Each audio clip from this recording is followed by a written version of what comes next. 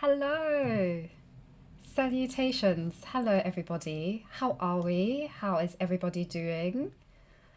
Oh, my goodness. It is so good to be back. I have missed this. How is everybody doing? And I just want to say thank you so much for all of your kind comments and love on my channel recently, on my last video, rather. Um, I'm I don't know what to say. I just thank you so much. It was exactly what I needed and did not in any way expect. And so I thank you so much. It was just, it just flooded me. And honestly, I feel so much better. I've been getting so much better. And yes, thank you so much. I think I'm going to I'm going to get through this. It'll be fine. So I thank you. That's too small a phrase to say, but thank you so much. And thank you to everybody who's been sending me the most amazing emails and DMs. I'm responding to them gradually, but I'm not exaggerating when I say that I've gotten over 150 at this point in time. And so it's taking a while, considering how slow I am generally. I'm very slow at talking, articulating myself when it comes to reading and responding and dealing very specifically with the emotions of each email or message. It takes some time, but I thank you so much, and I will be responding to all of your messages and DMs if I haven't as of yet. So thank you so much. I honestly, I don't deserve you at all, so I thank you. You're just incredible. But yes, oh, I just saw we got a super chat already. Oh yes, Prince Petty, thank you so much. Yes, I am feeling so much better. I don't even no, I think I haven't even been coughing today. I've been actually feeling so much better. I'm able to stomach one meal, so that's huge improvement.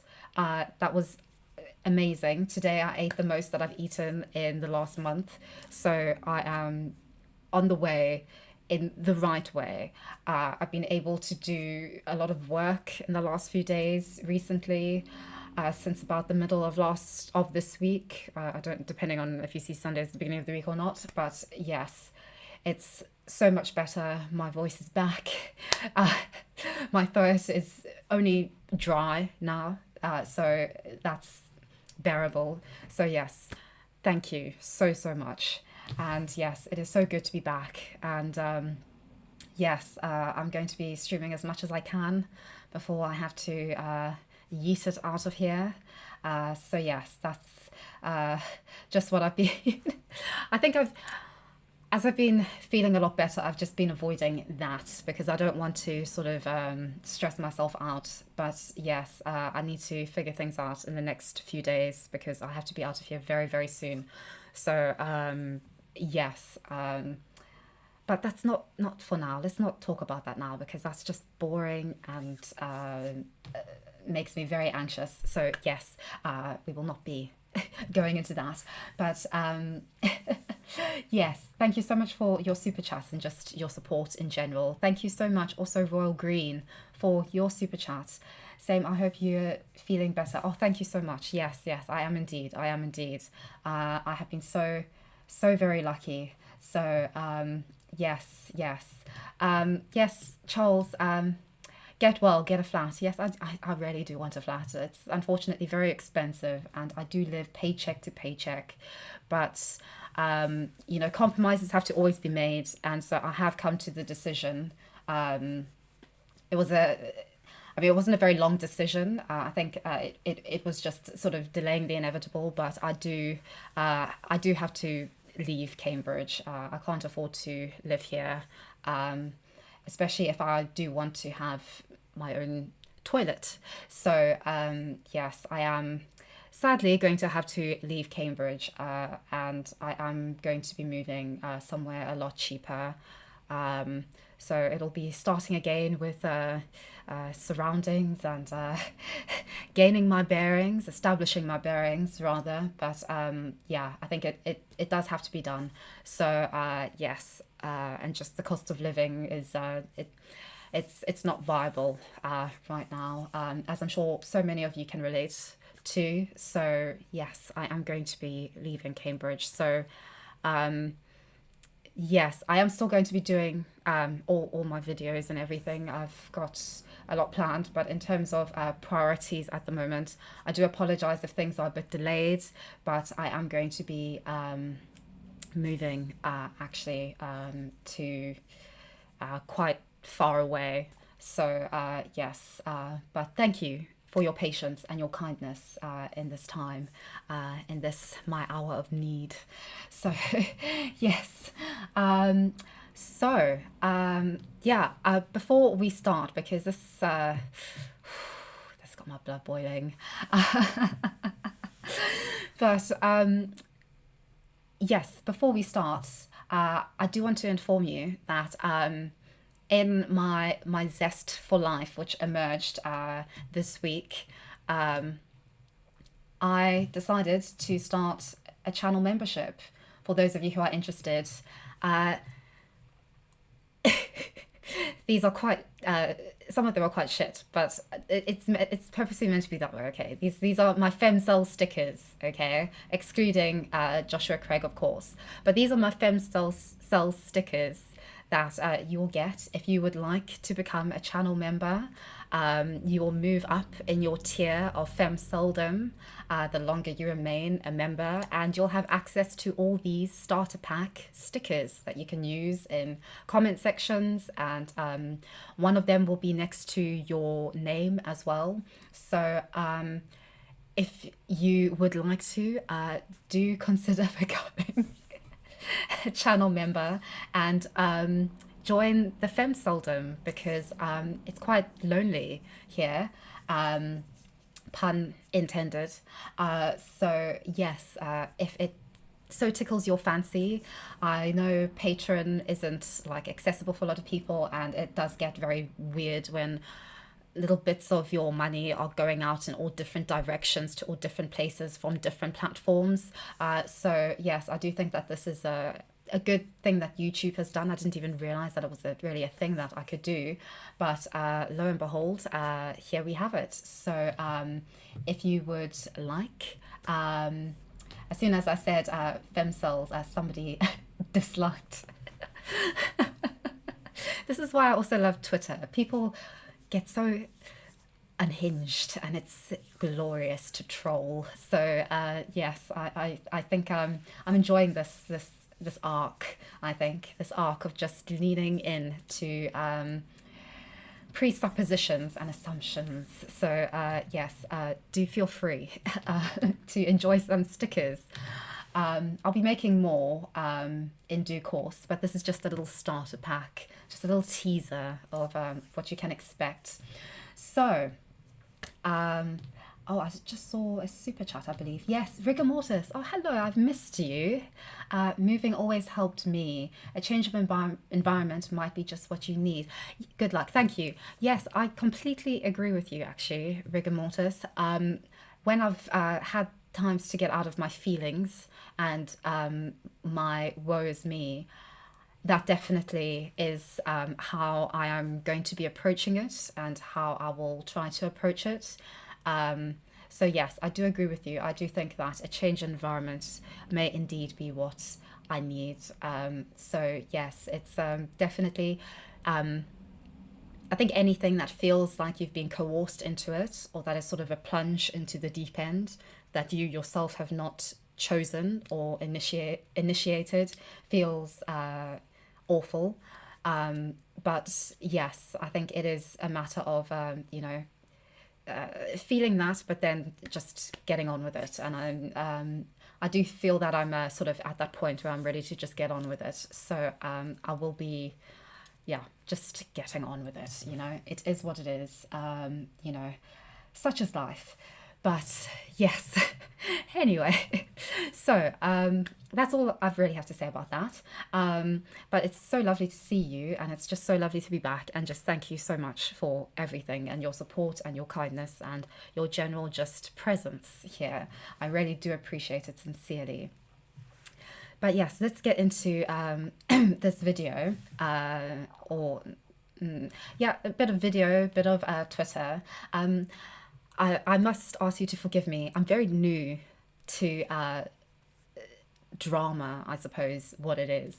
But I mean, I have actually, fascinatingly enough, been enjoying it quite a bit, insofar as my little drama with Destiny on Twitter about the Steven Crowder, Hilary Crowder divorce clip. Uh, if you are not familiar, do let me know, and then I can give a brief summary in just a few seconds.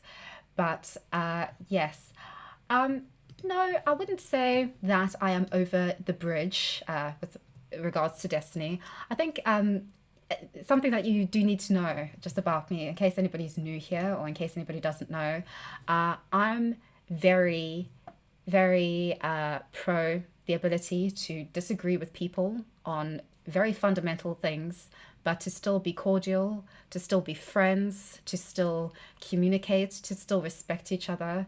I definitely don't consider any bridges burnt with myself and Destiny, which is why I was very surprised and I will say pretty hurt that Mr. Girl decided to burn our bridge after our conversation because I did think that we sort of saw eye to eye on these matters, but apparently not. But you know, I definitely don't see sort of creating an environment and a space to disagree on an issue or a few issues as ultimately being sort of the severing of ties. So I definitely don't consider any bridges burnt or anything like that. You know, people are multifaceted, and I think we need to respect that. We have different opinions and views about all manner of things. So yes, no bridges burnt over here at all. But when it comes to this Steven Crowder situation, right, let me move over to my. Oh no, that I'm just exposing myself. Just trying to make my point. I've got my whole argument set out. Okay, so where is it? Oh, that's way too far up. Oh yes, there it is. Okay, so hello. Oh, there we go. Okay. Gradual boundary. So what happened in the Steven Crowder situation is basically Steven Crowder has been married to Hilary Crowder, or was at least at this point, was married to Hilary Crowder for I think just over 9 years. And basically they have been formalizing a divorce. It's been a very long divorce, but ultimately Hillary filed for divorce in about December of 2021, and they've been going through the motions of that ever since. And this has all been out of the public eye. This has been private, based on Hillary's initial desires for this to be private and to not be put out there at all. And them both agreeing, both of their lawyers or their parties agreeing on this. If you don't know who Steven Crowder is, don't worry at all. I did not know who Steven Crowder was until a few days ago when I saw this video and through Destiny's channel and was a bit annoyed about something that he said and tweeted about it. And that's how I went down the rabbit hole of Steven Crowder. Steven Crowder is the kind of person, I've seen his face everywhere. But in terms of exploring his content, in terms of being interested in his content, in terms of trying to find out his name, it's never been something that I have done. So I did not know who he was. I knew him at just face value, quite literally, until a few days ago. But he's a conservative personality. He sort of rose to prominence through Fox News. They then let him go, or Tucker Carlsoned him, and then he was working for Blaze. He had his own segment, and he just blew up on YouTube. and he's about 6 million followers on YouTube alone and millions everywhere else. He's on Rumble, everywhere. And I've been watching a lot of his content as of the last 2 days, just because this vexed me so much. Steven Crowder appears to be the kind of individual, or appears to be the kind of conservative who's very invested in the ideals, and ultimately the ideals and this idea of fashioning a world based on conservative ideals without there being any practical application beyond that of somehow these ideas that he just preaches into the world are going to somehow become and come into being. And I feel that there's a lot of idealists just everywhere in the world, especially at the moment. And I feel that he is a perfect example of that. And that if things are not necessarily in line with his ideals of conservatism and of the world and how it ought to be, then that's just unacceptable. It's either his way or no way. And I think that's ultimately what led to the conflict which he had very recently before this with regards to the Daily Wire and a contract they were going to sign him on. And I think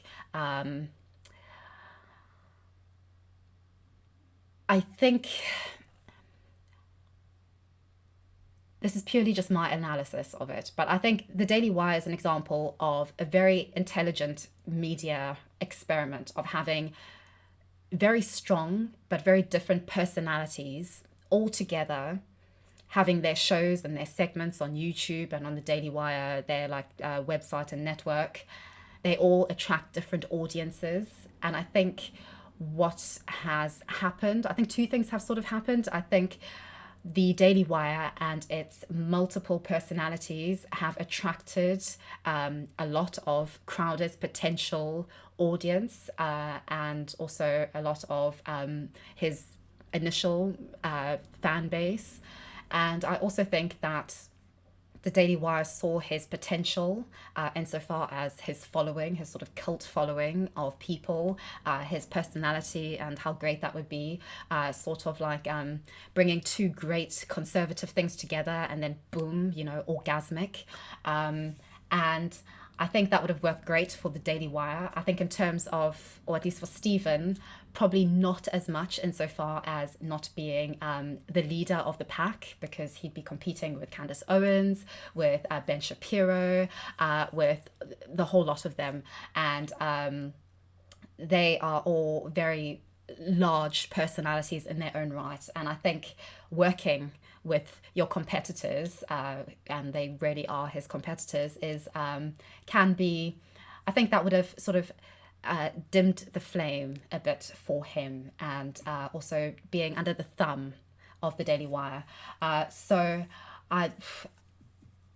whole controversy that happened with that and the contract and him accusing the Daily Wire of being essentially this the manifestation of everything that it allegedly stood against, and him being very idealistic about conservatism and the conservative media, that just all blew up in his face. And the contract that they were going to sign essentially wasn't signed.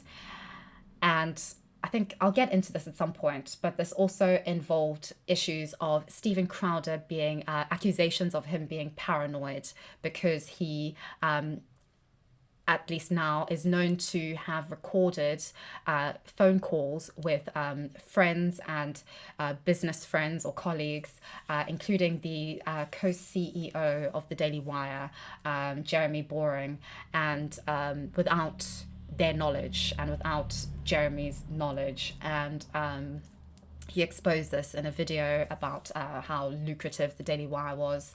And that all happened quite recently. And then suddenly this all just emerged in the last few days via this article, which is interesting, very interesting. essentially it exposed that Crowder has been going through a divorce for the last year or more, just a little bit over a year, and that it's because his wife filed for divorce, and because of things like this. And this was released allegedly by the family of Hilary Crowder to this journalist or this writer called Yashar Ali. And this is how this all begins, essentially. And I had opinions and thoughts about this clip, and I'm not necessarily sure where to begin, but let's watch the clip first together, just so that we are on the same page insofar as information given us. And then I'll give you like my thoughts and opinions, or I'll do that whilst we watch the clip, because it's I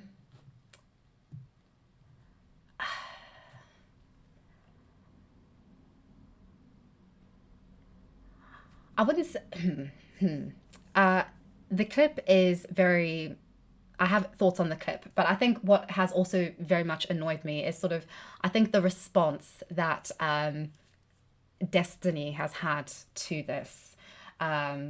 And insofar as his inferences of what my reasons for having my opinions and perspective about this clip are, which in his opinion are because I'm an example of somebody who hates Steven Crowder.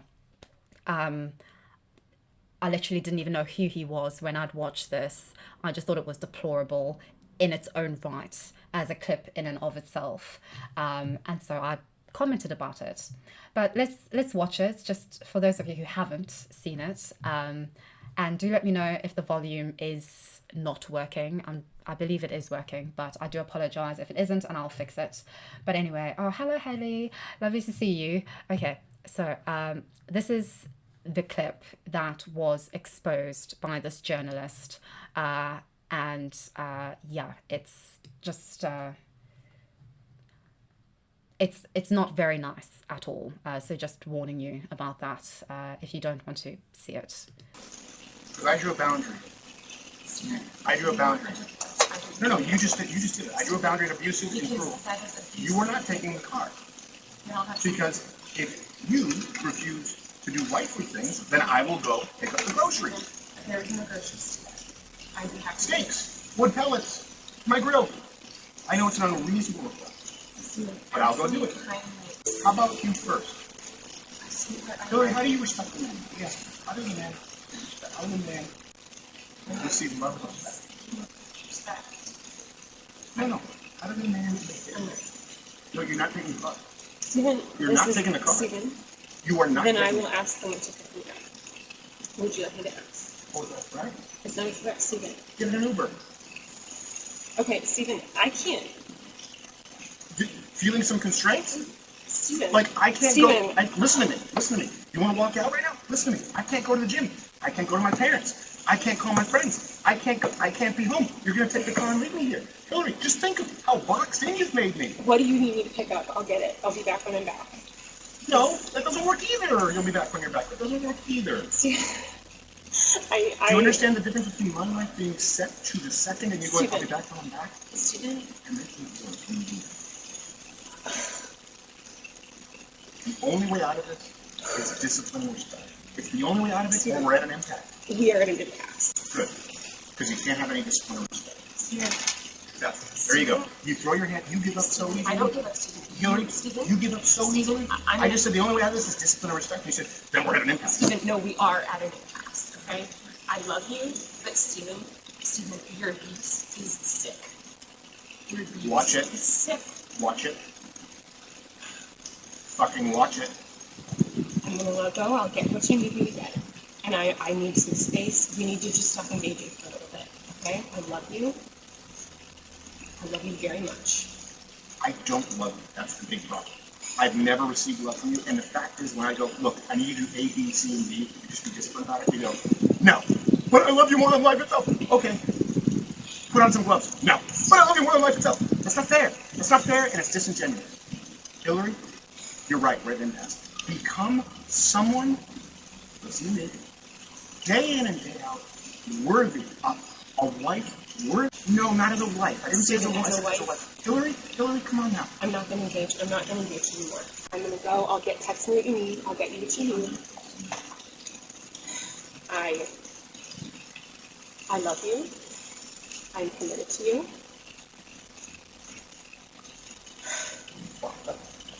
Put on some gloves. Are you committed enough to do those things? I'm not going to. Are you committed enough to do those things? You're not committed to anything. You're not committed to anything. You just said I love you. I'm committed to you. Walk the dogs. Put on some gloves. Walk the dogs. Put on some gloves. Are you committed enough to do those things? Are you committed enough to do those things? Are you committed enough to do those things? I'm going to just walk the dogs. Put on some gloves. Are you committed enough to get the medication the dogs take? No, you take Betty. Okay, so as the card is head inside, Steven gets angrier and angrier and by his own admission screams, "I will F you up," at his pregnant wife, Hilary, who then flees their home. Right. So, wait, let me just get myself back on the screen. Okay. So, I'd just like to give a bit of context to that based on just what we saw. Okay, so I saw somebody in the chat asking, is she pregnant? And the answer is yes. She's pregnant with twins and she's 8 months pregnant. She is also experiencing, or was experiencing then, a high-risk pregnancy. This situation comes from a Ring camera, which isn't very common here in the UK, but in the US, I see them sort of everywhere in terms of people putting them online. This is on their patio of their house, and Steven Crowder is sitting on the patio. He's smoking a cigar, and his wife Hilary is looking to leave. What I got from this, just because I transcribed this as well, I have my own notes here. What I got from it was that she was trying to use the excuse of to go grocery shopping in order to get out of the house and to get out. She needed some space. She needed to be away from him. And she was trying to use the excuse of going grocery shopping to get out of the house. Steven then says, and I quote, "You are not taking the car because if you refuse to do wifely things, then I will go and pick up the groceries." What I got from that was that because she wanted to go, she wanted to take their car. Importantly, they only have one car. Nobody knows why. I'm not going to speculate on that. Who knows? Maybe it's abuse. Maybe the car's somewhere. Who knows? They've only got one car at this point in time. And this is also during, I believe it was during a lockdown or like the pandemic. So yeah, she wanted to take the car and she used the excuse of going to get groceries in order to go out. And I believe, based on what Steven says, you are not taking the car because if you refuse to do wifely things, then I will go pick up the groceries. So she can't pick them up, he will, because if she can't do all the other wifely things that are expected of her, then why should she be allowed to take the car to do a wifely thing? Insinuating, I think that is a privilege, that she is not allowed if she doesn't fulfill these wifely duties, which are then elaborated upon a bit later. Okay. Hilary then says, "There are no groceries today." I quote, she says, "There are no groceries today." I got from that she means that that she doesn't actually need to get groceries. I think at this point she's a bit flustered. She just wants to get out of there. She just wants to go and take the car. And so, the grocery excuse didn't work. And so there are no groceries today. To which Steven then proceeds to say, and I quote, "Steaks, wood pellets, my grill," his grill, like my grill. So there are things to get. And I think this is him basically saying that I'm going to get groceries because I need steaks, I need wood pellets, I need my grill. Then further on, what else was important? Yes, he says, and I quote, "How about you first, Hilary? How do you respect the men? You're not taking the car." This is all about the car, at least to him, in this context of things. I'm sure we'll get back to the clip. But yes, this is all about the car.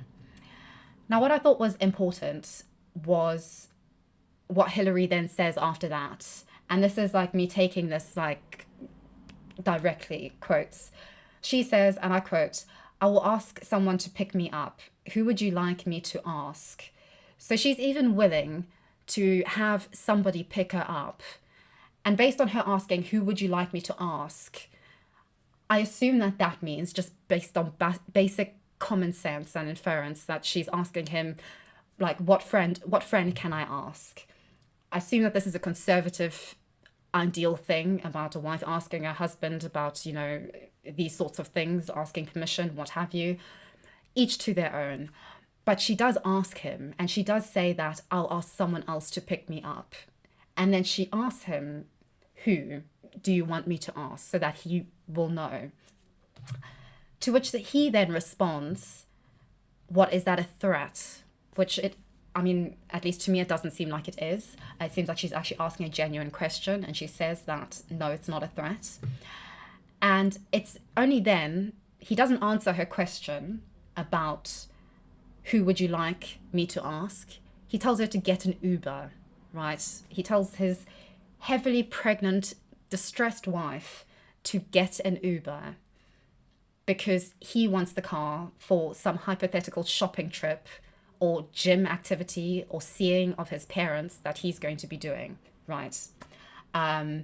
Which in my opinion is just unacceptable. But we'll get into that when I show you my Twitter spat. Then what I got from that was that Steven says, and I quote, "Hilary, just think how boxed in you've made me." Which is interesting because she's actually, you know, by boxed in, I'm not sure if it's just his wording, but boxed in, what I get from that is that to be boxed in, like if somebody's made you feel boxed in, surely you want space. And, you know, I think, well, firstly, why can't he take an Uber? Why can't he also call somebody to take him? I mean, he's a multi-millionaire. He's got people running around him, supporting his brand, and just him. It's basically sort of this cult of personality surrounding him, according to many articles that I've read, based on people who've actually worked for him, coming out about sort of his workplace behavior. So surely that there's somebody there who can pick him up. And, you know, I don't really understand how he's being made to feel boxed in, when I do feel that his wife in her own way is trying to create a solution to this by leaving the house, taking the car, because she needs space. And then Hilary says something, sorry, pardon me. Crowder says the following: "The only way out of this is discipline and respect," which I found very interesting, because I do think that the actual way out of this is through respect. But I think when it comes to respect, that's a sort of two-way thing, especially when it comes to a relationship with somebody you've been married to for 9 years. And I think that in this situation, respect, I think, should be that primarily, and not respect, sorry, I'll rephrase that. I think that this is an exceptional situation, in that I think whenever a woman is pregnant, it is an exceptional situation. It's an exceptional 8 to 9, potentially longer months in which she's pregnant. And I think that priorities change or have to be renegotiated. And I think that this is something that a lot of people struggle with, especially I think a lot of men struggle with sort of the introduction of a child, and with sort of the priority not being them and the relationship with their partner, but now being all about the child or the children or the potential child that is about to come, or children that are about to come. So yes, this was a very interesting and for me at least quite a telling claim and assertion by Crowder that the only way out of this is discipline and respect, whereas I think the way out of this would probably be letting his wife go where she needs to go for some space. But you know, Crowder then says that we're at an impasse, and I always say impasse, I'm so sorry, at an impasse. Good. I thought that was also telling, because it's really like you're saying that it's good that you're at an impasse. Surely you want a solution to this, but if you're at an impasse and you say that that's a good thing, that it's good, that sounds like you're just stoking the fire. You're not trying to put it out. What else did I find quite interesting? Yes, even though he said all of this, let me just highlight that for my own reckoning. Even though this whole situation has happened, everything that you saw has happened, Hilary still says, and I quote, "I'll get what you need me to get, and I need some space." So for me, that sort of confirmed my idea that she wanted space more than anything else, but that she was still prepared to get what he wanted her to get. That it was about getting things that not things that he wanted, things that he needed, like his steak, his wood pellets for his grill. Maybe that's a need. I don't know. I don't barbecue. I really don't know. But potentially that's a need. So I'll respect that. But still, his heavily pregnant wife, experiencing a high-risk pregnancy, is willing to go out for space, but to also simultaneously get whatever he needs. Okay? She then continues to say that she loves him and that she's committed to him. To which he then responds to a wife who's clearly distressed, who's clearly upset, who isn't well, and we'll get into that because unlike Destiny, I actually did my research and I actually looked into this, and I actually found a lot of information rather than just sitting back, relaxing and saying, let's wait for more information to come out. And I actually found what is wrong with her, on top of her having a high-risk pregnancy, which is very serious and very important to consider. All of which was actually released by Steven Crowder on his Instagram, which I scrolled through, and on his Facebook. So we'll get into that just now. But to his wife, saying that she loves him and she's committed to him, his response is, and I quote, "And I don't love you. That's the big problem." It's great. I mean, based on a childhood of being told that I was not loved, being abandoned, I know exactly how that feels when somebody tells you that they do not love you. So I can't imagine how I'd respond to that if I were in her situation in that point in time. But yes. Crowder then continues to talk about these wifely duties and about her being worthy. And I quote, Crowder says, "Become someone, day in and day out, worthy, a wife worthy." To the woman who is carrying his DNA times 2 to become worthy. So that's interesting. And I do just want to preface this. This is me purely reacting to this clip. I do not know what is or has gone on in the beginning of their marriage in the last 9 years. Nobody will ever be privy to that except Steven and Hilary, and that is their business. And there is absolutely no way that we'll ever know any of that. No legal documents are going to be able to get to the root of everything that happened. We don't know and we'll never know. This is purely me going off this clip, and that's all I care about. This clip and the information insofar as sort of adding greater depth or better color to some of the things in this clip. That's all that we have, and that's all that I'm interested in. I said on Twitter, I don't care if this woman is the most evil human being on earth. I don't care if she is a pregnant dictator. And I don't care if Steven Crowder is Nelson Mandela. I could not care less. I'm looking at this clip, and if this was Nelson Mandela and pregnant dictator having it on like this with this exact same dialogue, my opinion would not change about the deplorable behavior in this clip from Nelson Mandela. Yeah. Anyway, we're nearly getting to the end of my little analysis of the transcript.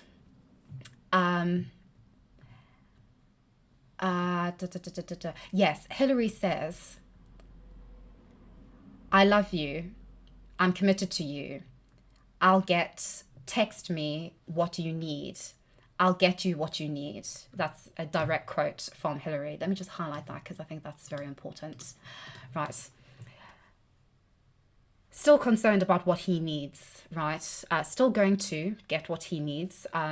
Clearly, I feel that this represents sort of looking for a compromise. This really is looking for like a solution to this problem. Allegedly, he needs stuff. He needs his braaiing. Actually, no, we call that braaiing in South Africa. Sorry, what do we call barbecuing goods? So she's looking for a compromise, which is very charitable of her, I think, given the situation. To which he then responds, and I quote, "Are you? Put on some gloves." This put on some gloves, which he referenced before as well, like why she wouldn't put on some gloves. This, according to the journalist who Hilary's family released this clip to, allegedly, this refers to medication for the dogs that they have. I'll get into the dogs just now when I show you just... we're going to be reacting to a little debate that Destiny has, because I tend to, like, my thoughts come to me a lot better when I'm not sort of like just talking to myself, but when I'm sort of reacting to something. So we'll try a little bit of that. But yes, this put on some gloves is referring to this giving their dogs medicine. And so, yeah, so Crowder says, put on some gloves. Are you committed enough to do those things? Walk the dogs and put on some gloves. Are you committed enough to do those things? Are you committed enough to get the medication? So, yeah, I'm not going to say anything about that right now because I'm going to say something about that a little bit later. But yes, I think that's just important. So that was like my sort of little analysis of just the transcript, just so that we're all sort of roughly on the same page. I'm sure we'll see it again or watch it again. But I just saw some super chats. I'll respond to the super chats. Thank you so much for the super chats. Very much appreciated. I'm so sorry. I was a bit preoccupied with that right there. Thank you so much, Stephen. Come to Worcester, it's cheap here, very central, introduce you to all my friends, great music scene, and we can sing Radiohead down the river with a guitar. Oh, great. I'll have a look. I do think I know where I am going to be moving. Just based on looking online at sort of the cheapest sort of apartments and just getting a lot of light from apartments. I do think I know, but I will definitely look into Worcester. So thank you so much for that, Stephen. Very much appreciated. And I saw another super chat. I do apologize, as always. I'll get better software when I move. Thank you so much for the super chat, Just Chi. Can we just agree that wifely things is such a patriarchal statement that Crowder weaponized within context? Also, kid, you're glowing. Oh, thank you so much. That's so kind. Thank you very much. Yes, I think irrespective of, I completely agree with you. I completely agree with you, Just Chi. I think wifely things is very patriarchal. But I think if we're going to respect the ideals that Crowder stands for and the tenets of his marriage. Now, I don't know if this is the tenet of his marriage, but based on how he speaks about marriage and about women, I would say that the idea of wifely things in his context is about having roles divided between a husband and a wife. A husband is the provider and he does certain tasks, manly things like barbecuing, and she does like housework and looks after the home and looks after the children, and I guess in our modern context that would include looking after the dogs, right? So fair enough, they have that division of labor, which, you know, you can have if you agree to it and that works for you, that's great. I think my qualm all stems down to the fact that she is pregnant, because I think that this creates an exceptional situation in the same way that the suffragettes ceased all of their sabotage and their illiberal activities, all of their bombing, all of their protesting when Britain went to war in World War One, and the suffragettes invested all of their time, their effort into the war effort because it was an exceptional period. I think when your wife is pregnant, irrespective of who you are, it's an exceptional situation. And when it comes to this idea of a division of labor, I think that suddenly you're in a situation where things are not as clear, where the rules are not set in stone, because it is a very exceptional time. This is not me saying that when women are pregnant, they are frail, they can't do anything, they need to just sit back with their feet up and just have everybody do everything for them. I think obviously every pregnancy is different, but when it comes to pregnancy as a universal, we can agree it's an exceptional time and it is no different. And it is, in fact, I think paramount when we consider this situation with Hilary, because not only is she pregnant, she's pregnant with twins. She's 8 months pregnant, about to burst. And importantly, she has a condition which is actually fatal to a lot of people, which she was in hospital for in 2020. And suddenly that's just ignored by everyone, including Destiny, who's just waiting for more information to come out. I mean, I don't know how long he needs to wait, but, you know, wait away, King. So, yes, I have a lot to say about that, which we'll get into. But yes, Alicia, thank you so much for your super chat. I love your super chats. Thank you so much. Hello, it's lovely to see you, as always. Thank you so much. Yes. I'm just going to get a drink quickly. Oh, I just saw another super chat. Thank you very, very much. Thunderstorm sounds like an extreme control freak, very mentally abusive. Yes, and you know, I haven't speculated on the abuse or anything, because I do agree with Destiny on this, that there's a lot that we don't know.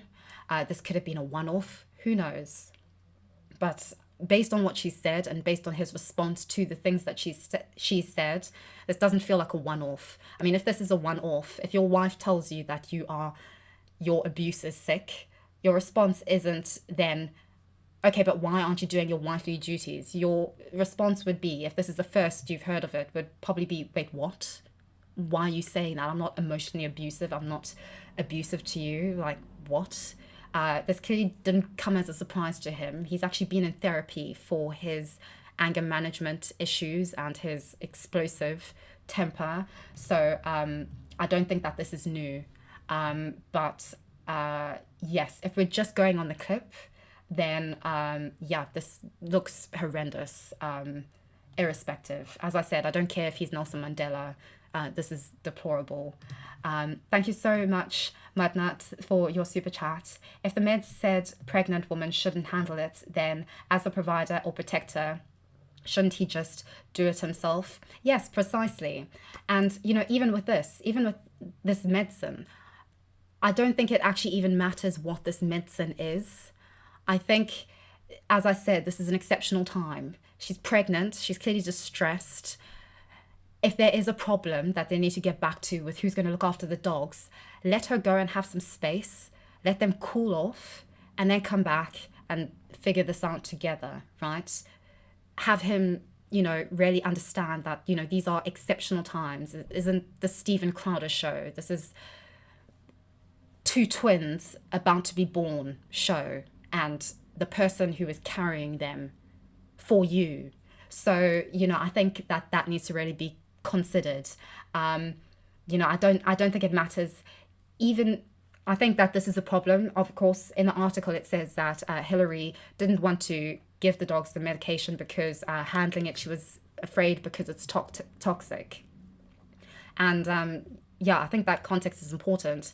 But I think, you know, even if she was literally giving them a herbal laxative, right, the most harmless herbal laxative, still, as you said, why can't he do it? And, you know, this is because, I'll actually show it now because I'm so annoyed. One thing that Destiny said was that he said something like, why should he do it? Why should he do it? Like, we don't even know if these are his dogs.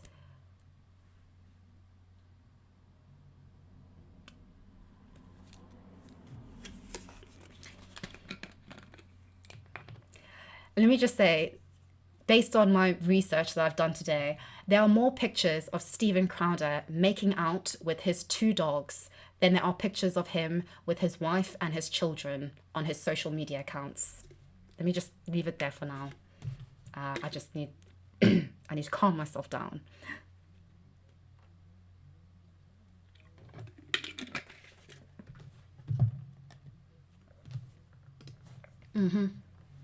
Thank you so much, Lauren Brown. Thank you so much. That's so kind of you. Lemon character and baby lemon twirling around in the air, hugging. Oh, that's so sweet. This is why I need new software so that I can actually see this. So yes, thank you for the super chats, contributing to my moving fund and my better software fund. But yes, so basically all of this started, I can't believe I got into Twitter drama. I swear, I think I've made it in life if I've gotten into Twitter drama. So this is very exciting for me. But what happened? Let's, yeah, there we go. So basically, I made a tweet because I saw this clip. I was watching a Destiny stream at some point, and it was about this. Now, at this point, I didn't even really know who Steven Crowder was. I just knew him by face. I didn't realize that this ring footage was even the guy who I'd just seen through the grapevine. But I made this tweet. Let's go to the top. Yeah, I made this tweet in which I had done a screen recording of this particular part of the Destiny stream when he was talking about this situation. And I'm like I feel like like a mom who's just discovered Facebook and can't stop posting on Facebook. I just discovered that on my iPhone I can screen record and it has volume and it's incredible. So everything I post on Twitter, do follow me. Everything I post there is just screen recordings of things. Very exciting times. But basically, I just... Is the volume going to... It could be the case. Yeah. So basically, I just took a screen recording of this because I found this quite...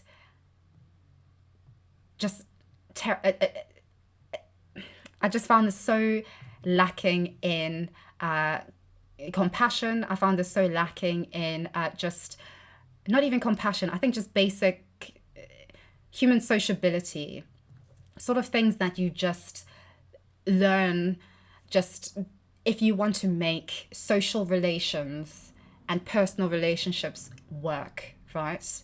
So I'll just show you this. It could be the case that he just got home and is chilling after recording like a second or third episode from the day and found out that like everything in the house is in disarray or f***ed. And maybe they've got a maid and she's got like 2 responsibilities and she hasn't even done that. It could be the case, right? It could also be the case that he's just like walking around the house and he's lazy and does nothing. And he thinks that since she has a job, he can boss her around all day to do whatever he wants. That could be the case too. But we just don't know. We don't have any, we have no context. But she's 8 months pregnant. Who the f*** cares? What does that have to do with anything? She's 8 months pregnant. Who the F cares? What does that have to do with anything? I think that has to do with everything, ultimately. I think it's paramount to the situation, but that's just my opinion. And that's what I said. Sorry, that's just me trolling because, you know, Twitter, I mean, can't take it too seriously. But yeah, I just said, I appreciate DGG Nation calling out their sensei for his mind-boggling analysis. Sign the OmniLiber up for a uterine transplant and HRT because she clearly needs to be 8 months pregnant and high risk to fathom how retarded. I don't like using that word, sorry, but yeah, I'm quoting from what he said, or she said, this line of reasoning is. And then I responded to somebody else who said, so you're saying you would know exactly what's going on in this clip if they were pregnant? That's stupid. To which I responded, no, I'm saying this involves a woman who's 8 months pregnant and is experiencing a high-risk pregnancy. The situation clearly stems from the fact of her being pregnant. And then Sensei responded and said, it's insane that people can jump to so many conclusions knowing nothing. Which is interesting because he's jumping to a conclusion of his own, which is the conclusion of let's sit back. Well, actually, no, I'm just adding that. Let's wait for more information to come out and then we can say what we need to say about this clip. And I think it's insane that he's jumping to conclusions based on that, which is speculating about the obvious that is presented before us, sort of like the obvious footage before us.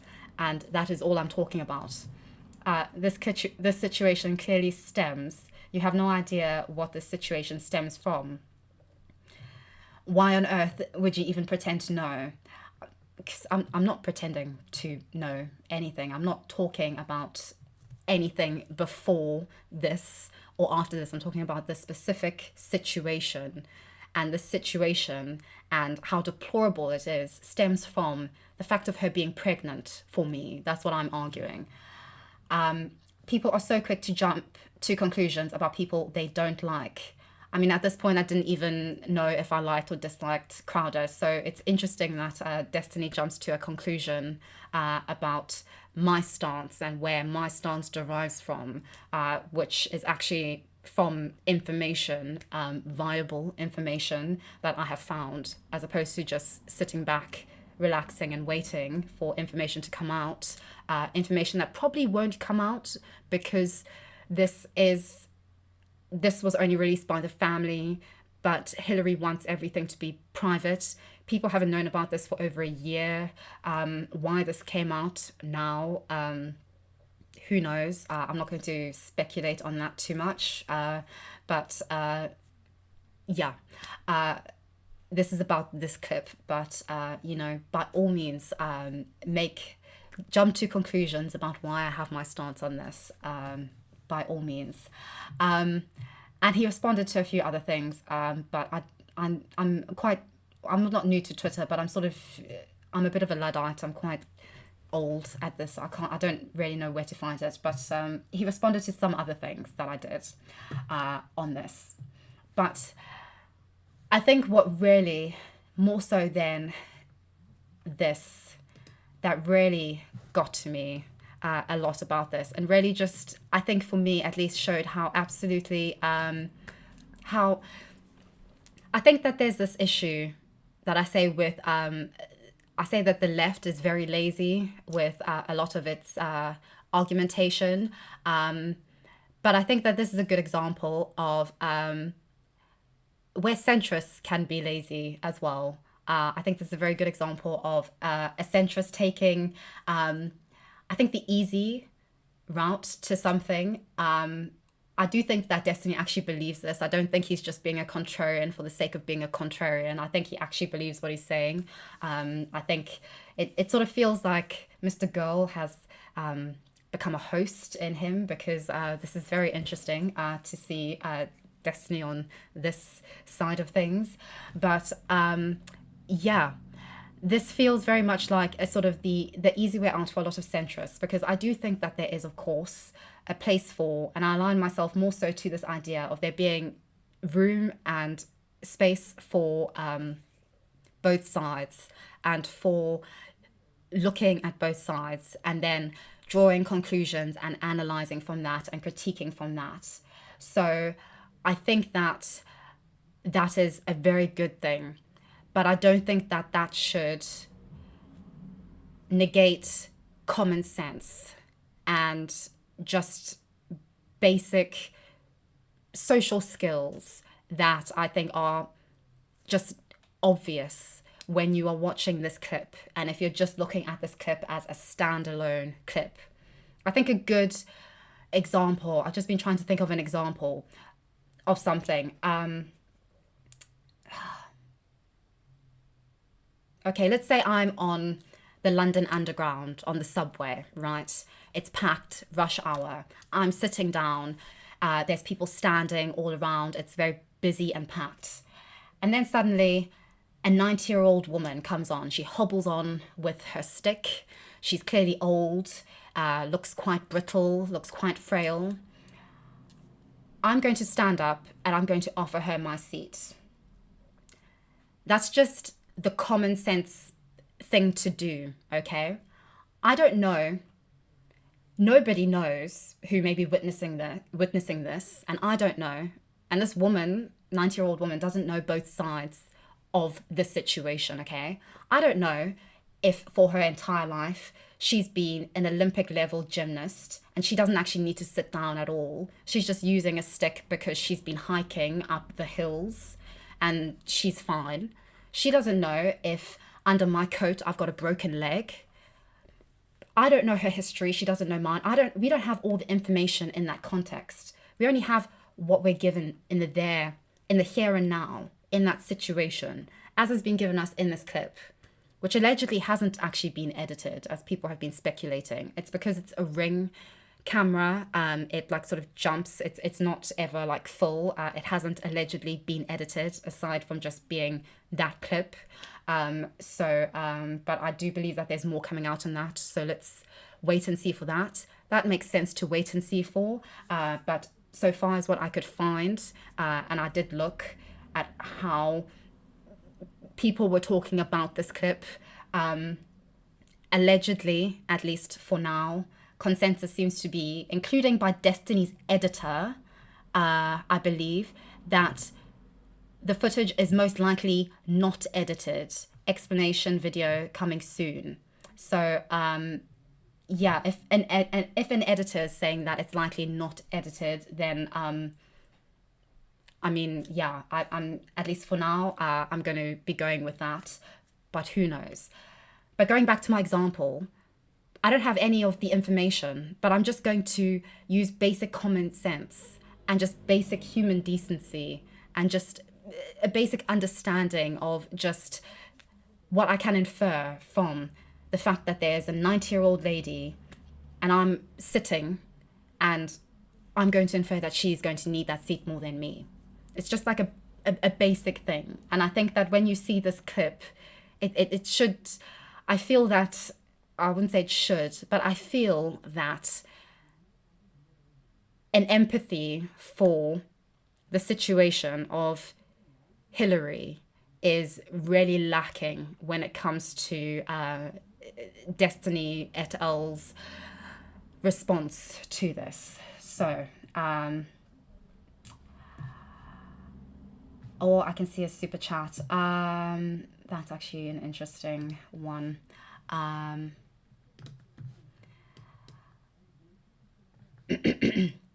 Pregnancy is not an excuse. my lady had a high risk pregnancy during her pregnancy and she would still do physically demanding chores against me telling her not to. Well, I'm very happy for your wife. That's exquisite. I'm so happy for her.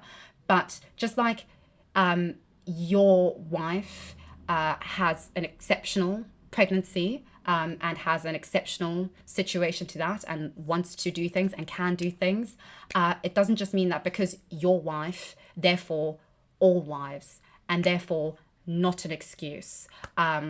We need to actually look at the nuance of somebody's pregnancy. And when it comes to the nuances of Hilary's pregnancy, I actually do have information about that. So I'll get onto that because I do think that, yes, you're right. Your wife had a high-risk pregnancy and she was still doing things. That's great. But also, I mean, I don't know your situation, but I mean, was she, did she have to still do things just because of not you, but because of money, because nobody else was going to do it? Who knows? I don't know. I really don't know your situation. I can't really say. But in terms of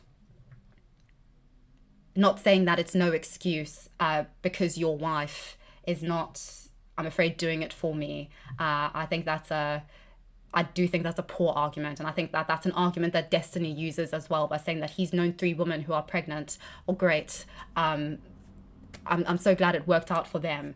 But it's very different for Hilary based on what I found. So let's just watch some of this. It's not too long. And I can then respond in due course to everything. Let me just get my screen. Okay, there we go. Okay. Yeah, okay. Because this irked me.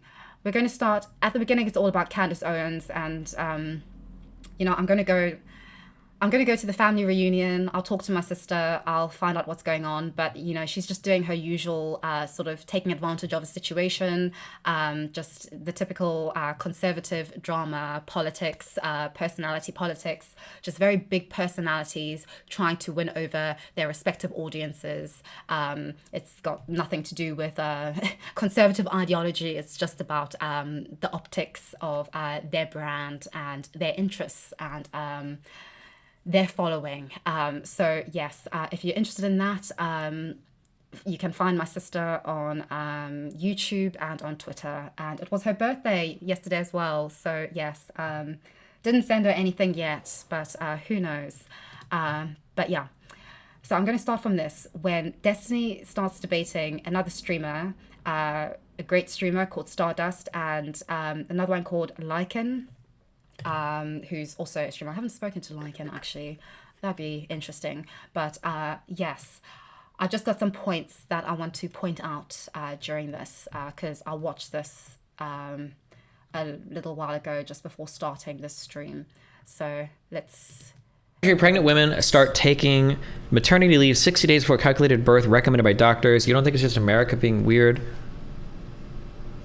Listen, there might be countries that give more maternity leave. If they do, that's awesome, okay? Every pregnant woman that I've known, maybe in the Midwest, maybe the women are just different. I don't know, okay? Now, if you can take a week or 2 or a month off before delivery, that's awesome if you have the ability to. But every pregnant woman I've known worked basically up until the day they delivered or up until a few days before they delivered, and they were fine, right? D-Man, I'm not a coward. I'm not a coward. I told him that I want to speak to him because actually, at the end of this video, he was asked why he didn't talk to me and he said, fuck no. So it's not me being a coward. This is on your sensei, okay? This is on him. So you know what? I'm happy to talk to him.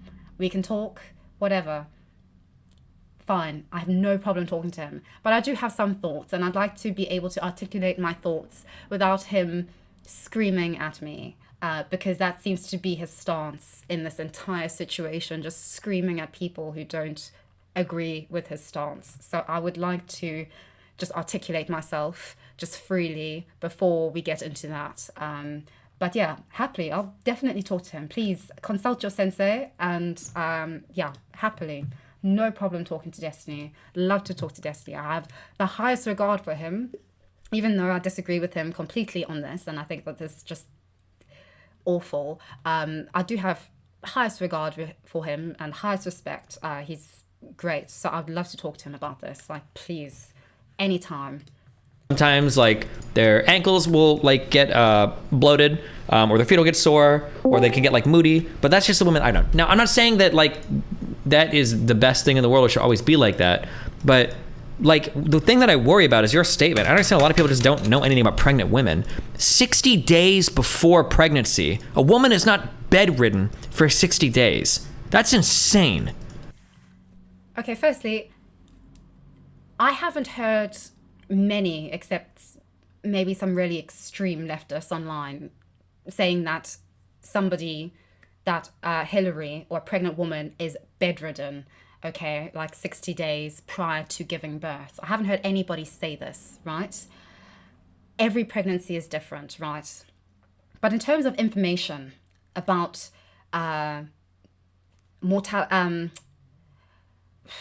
maternal mortality, sorry, it's a bit of a tongue twister for me. Maternal mortality rates in the advanced world.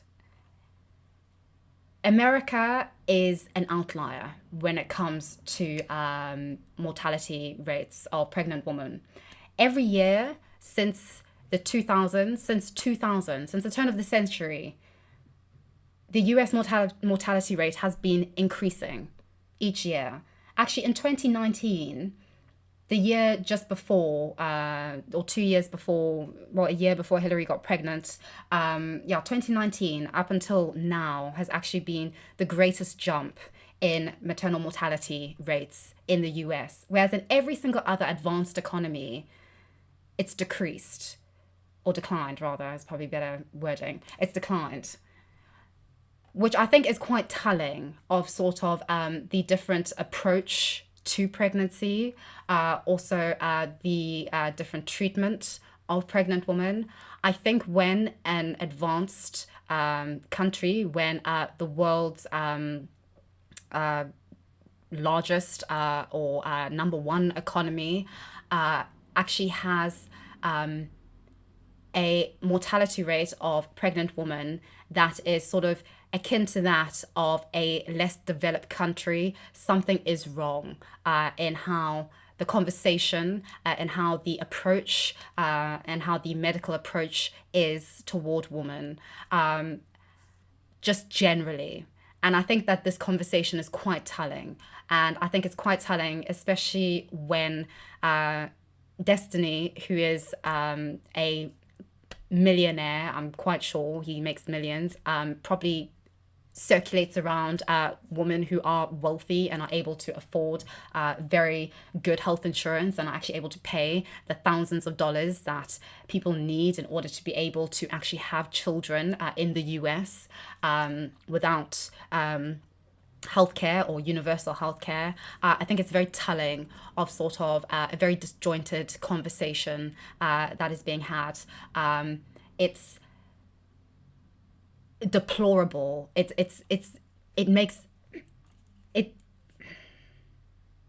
deplorable that a country like the US has a maternal mortality rate that is increasing every single year by about at least 200 deaths every year. That's terrible. So I think just generally, not speaking specifically about this, but we're going to get into that and why Hillary had a high-risk pregnancy, which didn't just relate to her pregnancy. But I think that it's just, there is definitely a conversation to be had. And that's like information that you don't need to like wait for. That's information that is out there, produced by the UN and the World Health Organization. So, you know. But then you also have things where it's like people are like, a woman can't drink a single piece of alcohol whatsoever during pregnancy, or she's gonna have fetal alcohol syndrome. That's not true either. Pretty sure a woman, careful with what, but I'm pretty sure a woman can drink like a glass of wine a week and be fine. The baby's not Now I'm going to use anecdotal example. My brother was born with fetal alcoholic syndrome because our mother drank alcohol during the pregnancy. So, I mean, you know, I was assumed until I was about 5 that I had fetal alcoholic syndrome. I I haven't been diagnosed with it. I mean, I'm fine, but my brother definitely does. He's mentally handicapped, and yeah, so that is, I mean, that is a thing. I think this is something which I did look into it today in terms of advice for women, and definitely a no to drinking, because the potential for that is it's not worth it. So yes, I think this is another example of somebody talking about something. I'm definitely not against people talking about things that they've not experienced. Like, everybody has the right to talk about anything and everything. But at least do your research. Just look it up and just look for viable sources, rather than just getting annoyed at everybody who doesn't hold your stance of just sitting back and streaming whatever game you're streaming. Like, please. Gonna get fucking alcohol poisoning. But like, yeah, the weird treatment of like pregnant. Also, you guys are saying shit like this. This also doesn't make sense either, okay?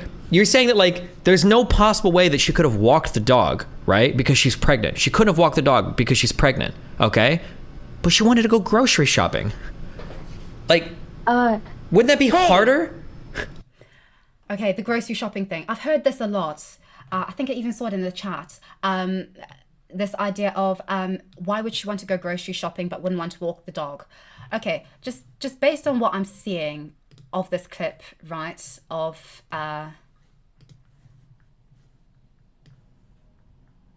okay, based on what I'm seeing of this clip and of when this happened just before her pregnancy. This was in I believe July, just before she gave birth in August of 2021. Okay, looks very sunny, looks very hot, just based on like how that looks. Okay, I'm going to assume, just based on like weather, that it's you know, summer. Okay, so just like sort of just use some common sense. I'm just thinking, okay, just let me be commonsensical here. Okay, walking a dog in the heat. Actually, no, with the Crowders, it's two dogs. They have two dogs called Hopper and Joe. Walking these two dogs, right? And also, these aren't like just little cute pups, right? You can see one of them there. These are Doggo Argentinos, right? Who are generally considered, as a general rule, Doggo Argentino dogs are some of the most aggressive dogs in the world, right? So just going on just a general idea about this breed, okay? I'm not saying their dogs are aggressive, but just based on their size, just based on like sort of their disposition. I've watched some little clips of Crowder with the dogs. They're quite energetic, they're quite forceful, they're quite, you know, big and boisterous. And there's two of them, okay? It's not even one of them, okay? There's two of them. Walking these two dogs, right? In the heat. A high risk woman pregnant with twins, who's 8 months pregnant, walking these dogs. And they're big dogs, so she's going to have to do quite a bit of walking to, you know, ensure that they work off all their energy and their steam. She's going to have to bend down, pick up their excrement, which is obviously going to be very big excrement because, you know, they're huge, as you can see. So I think if you've got the choice, right, between doing that, right, in the heat, as I said, relative to getting into an air-conditioned car, having time to just relax, decompress in a car with the motion of the car, not being on your feet when you're in the car, and then walking into a grocery store. Now, I don't know about the US, but I'm just going on just the UK and my general shopping experience in the UK as a point of reference. But in the UK, all of our grocery stores are air-conditioned. There's fridges and freezers in there, so it's nice and cool. There's typically ambient sort of airport music, very relaxing situation in there. And even if not, usually people wear their headphones if they go grocery shopping. You're just walking up and down some aisles with a trolley for support, putting things into the trolley. It's, you know, there's sort of, it's not it's not an experience like walking your two huge, generally disposed to aggressive doggo Argentinos. Very different environment, very different thing. It's time for you to like just do your thing and get what you need, right? So I can understand why a heavily pregnant woman who wants to get out of the house needs an excuse because her husband wants to know why she wants to go out and wants that space, is inclined to rather go and get groceries than to walk two huge dogs. That's just common sense talking. It's just common sense. You don't have to agree with me on this at all, but that would be my response to that. Because I think, I don't know if this is because Destiny's not a woman. I don't know. Because this just seems like a common sense thing that anybody would get. I don't know why he isn't getting it, but yeah. What? Sorry. Look, I'm getting so triggered listening to this. So it's not about her walking the dogs necessarily. It is about the medication. So he's talking about put some gloves on, right? In that video, in that 3-minute video that like, and let me just preface this and say, I'm only going based off of that 3 minutes. I'm not going to bring in anything else in here, right? But he is talking about putting gloves on and walking the dogs. There, part of that is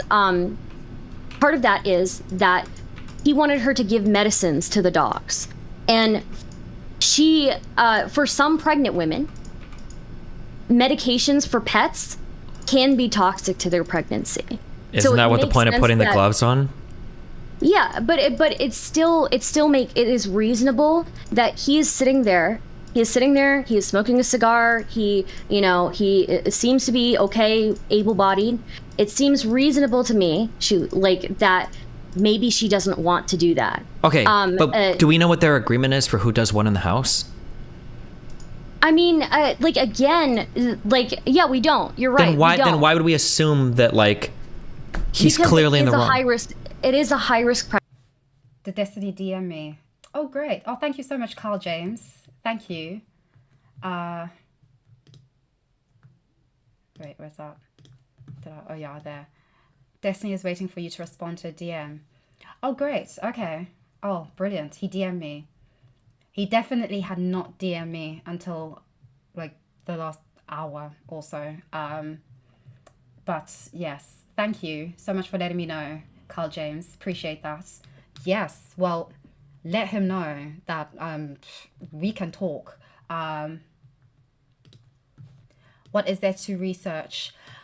There's a lot to research. Yeah, this is, I don't know if this is just the streamer versus video essayist, but I feel that there's just like practical things to research when it comes to this, just things that you can think, even just looking up a grocery store, just having a look at a grocery store and then putting it side to side with this clip of this outdoor patio where it clearly just looks really hot and everybody looks bothered there, right? And then inferring, why might this woman want to go to a grocery store rather than stay here and walk two big dogs? I think sometimes it genuinely, that just helps. It helped me to look at the situation. Okay, why does she want to do this and not that? So I think that's important to consider. Also, when it comes to researching what's wrong with Hilary or what she's been suffering from, why this is a high-risk pregnancy, about pregnancy, even just pregnancy in general, researching into just medical care, into the absolutely deplorable information that is out there, or deplorable lack of information that is out there in medical science about women and pregnant women. That in the 21st century, women are still dying in childbirth globally, but specifically in the United States of America at increasing rates every year, is telling that there's something wrong with this idea of who the fuck cares? She's 8 months pregnant. there's something wrong with that mentality, and it's clearly just not being sort of passed on beyond sort of journal articles and medical science and the World Health Organization to streamers on YouTube and Kick, but it sure as hell needs to, because this is just very sad to listen to. Pregnancy. What is the hold on? and- Whoa! Don't, you're jumping topics. What is the added risk if she gives the dogs medicine with gloves on? So I don't know about specifically with the gloves on, but there is reasonable there's reasonable worry for her, right? Is there? When we don't even know what the drugs are. They write articles and stuff about this for pregnant women, about which medications you should be aware of and all of that. And again, she is also at 8 months by that point, and she is also carrying twins. And Steven Crowder himself, by that point, has also mentioned that it is a high-risk pregnancy. Okay, so hold on. Wait, you're saying pregnancy. so many random things. Hold on. So one, we don't know anything about the medication. Okay, it might not even be a risk to her, but if it is, she could put on gloves. She never mentions in the video, "I don't want to do it because it's toxic. I don't want to." I don't think she ever says that, does she? This is something you're completely. She doesn't say it. Okay, so that's something completely better. Number two, if it's so high risk and she can't do any of these things, why is she offering to go grocery shopping? Okay, firstly, it's not invented, because this is actually something that's said in the article from the journalists who exposed this piece, based on it's been corroborated by Hilary and her family to this journalist, that she didn't want to give the dog or dogs, I'm not sure if it was both of them or just one of them, the medicine, because she was afraid that it was toxic to her pregnancy. I will link this. This is the Substack article from this journalist, and it's down here in this whole very, very long, detailed piece about this and about the context surrounding this clip. So that's interesting to read, just if you want some more context. It's very long, so I will not be reading the whole thing, but it's free to anyone. Oh, by the way, I've also written an article on Substack, which is linked down in my description box. So do give it a read. It's free, and do subscribe. That's free as well, if you'd like to read it. So yes, it's a very interesting, very exposing piece. But yes, do give it a read and a critique at your leisure. Well, why isn't he offering to drive her? Like, why isn't he saying, "Okay, babe, I understand that you need, you want to go out. How about Hold on. I Didn't drive he you?" say he said he would go grocery shopping? Didn't he say that? Because he felt like that she was not going to do that, and she offered to do that. Hold on, you're trying to have like three different stories going at the same time, right? I'm asking. Here's the first question. Resolve this for me, okay? Okay. Why would she be? Why is it impossible to walk the dog, but she can go grocery shopping? I don't think it's impossible to walk the dog, but just like they recommend pregnant women to not. And this is where research is important. Looking at, okay, why might she not want to walk the dogs? Just looking at the footage, you can see one of the dogs going onto Steven Crowder's social medias. There's just pictures of him with these two dogs. He is just obsessed with these dogs. So yeah, you can see it everywhere. So yeah, you can see how big they are, their breeds. Maybe that's why she doesn't want to walk them, because they're quite big, aggressive, as I said, everything. Like, that's important to consider relative to shopping. Mess with cat litter and things. Oh yes, if we're going to be very stereotypical, I mean, as a woman myself, I love grocery shopping. So, it's, okay. Like that. I imagine that maybe it's something similar to that. I could be wrong. Okay, so she's 8 months pregnant, and has this been an issue for the entire pregnancy? You're telling me that she's had like toxic exposure to dog-related stuff? I don't know how that relates to kitty litter. She is worried. She is worried about it having toxic exposure to the medications that those pets those pets have to take. Do you acknowledge that like everything you're saying could be true, but it's completely fantastical right now? Like none of this is. We have no evidence for literally anything you're saying. It could be true, but you have no evidence for any of this. You're just completely. So yeah. Okay, then why not just wait for more info to come out before being like, oh my god, like he's trying to toxify their pregnancy? No, I'm not saying that he's trying to toxify their pregnancy. That's not what I'm saying at all. I'm saying that it is reasonable that she's worried about being able to do that, being able to administer whatever medications to those dogs and with gloves on? Okay, can you tell me then, because I'm ignorant. reasonable. Okay, I'm ignorant. Reasonable. Can you tell me which doggy drugs in the United States are so lethal to pregnancies that they permeate latex gloves and cause like pregnancy complications? I honestly, I don't know. Don't know off the top of my head, but I do know enough that they do write articles about like what medications for people to stay away from when they're pregnant. Why not just be the fact that you're married to someone and it's like, hey, pregnant people shouldn't touch this. Okay, cool, I'll do it. Instead of, no, put on the gloves and you do it. It's like, Yeah. It's, again, this is just a common sense thing, okay? You've got a pregnant wife.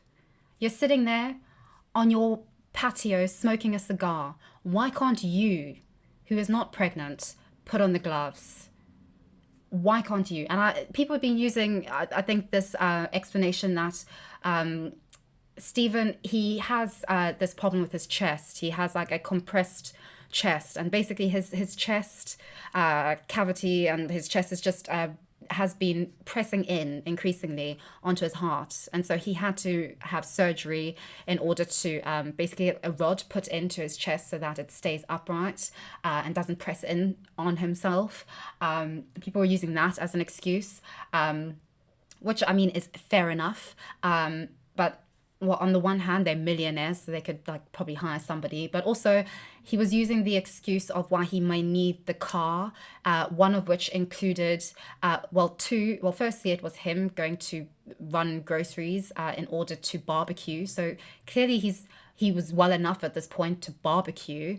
So I mean, that involves a lot of standing around, making sure that your meat is how you want it and everything, and being a man. So I mean, he's clearly well enough to do that. And he also said that he may need the car because he may want to go to the gym. So I feel that just for me, just basic inference that he's okay enough to do that. So I don't understand why he can't then give the dogs their medicine. But I'm just assuming, based on what he's been saying about wifely duties, that this is a duty of hers, which regrettably he seems to be incapable of distinguishing between sort of those being her duties as a wife that they've agreed upon, and her being 8 months pregnant and clearly distressed in this situation at this particular point in time. So yeah. like, no, it's your dog too, dude. You do it. I don't know that. None of you know that though. No. You do know there are tons of medicines that. No, hold on. You don't even know if it's both of their dogs. It doesn't matter. Why not just your partners?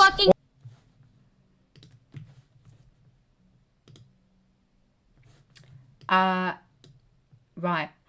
If I had a bigger screen, I would have so many more pictures. But this is just what I could. This is just what I thought was pertinent. Yeah, we do know these are his dogs. Hence, he says on one post in 2021, before this happened, Saturday hangout with my adorable, if a little pushy, buddy. So I'm assuming, again, just basic common sense inference, that by my, he's talking about his. So we do know that these are his dogs. They're called Hopper and Joe Louis, I believe you pronounce it, Joe Louis. He wishes his dogs happy birthday on his Instagram. As you can see, they've had these dogs since they were puppies. Here's a video up here of him, one of many videos where he makes out with his dogs. Glorious stuff, celebrating their birthdays.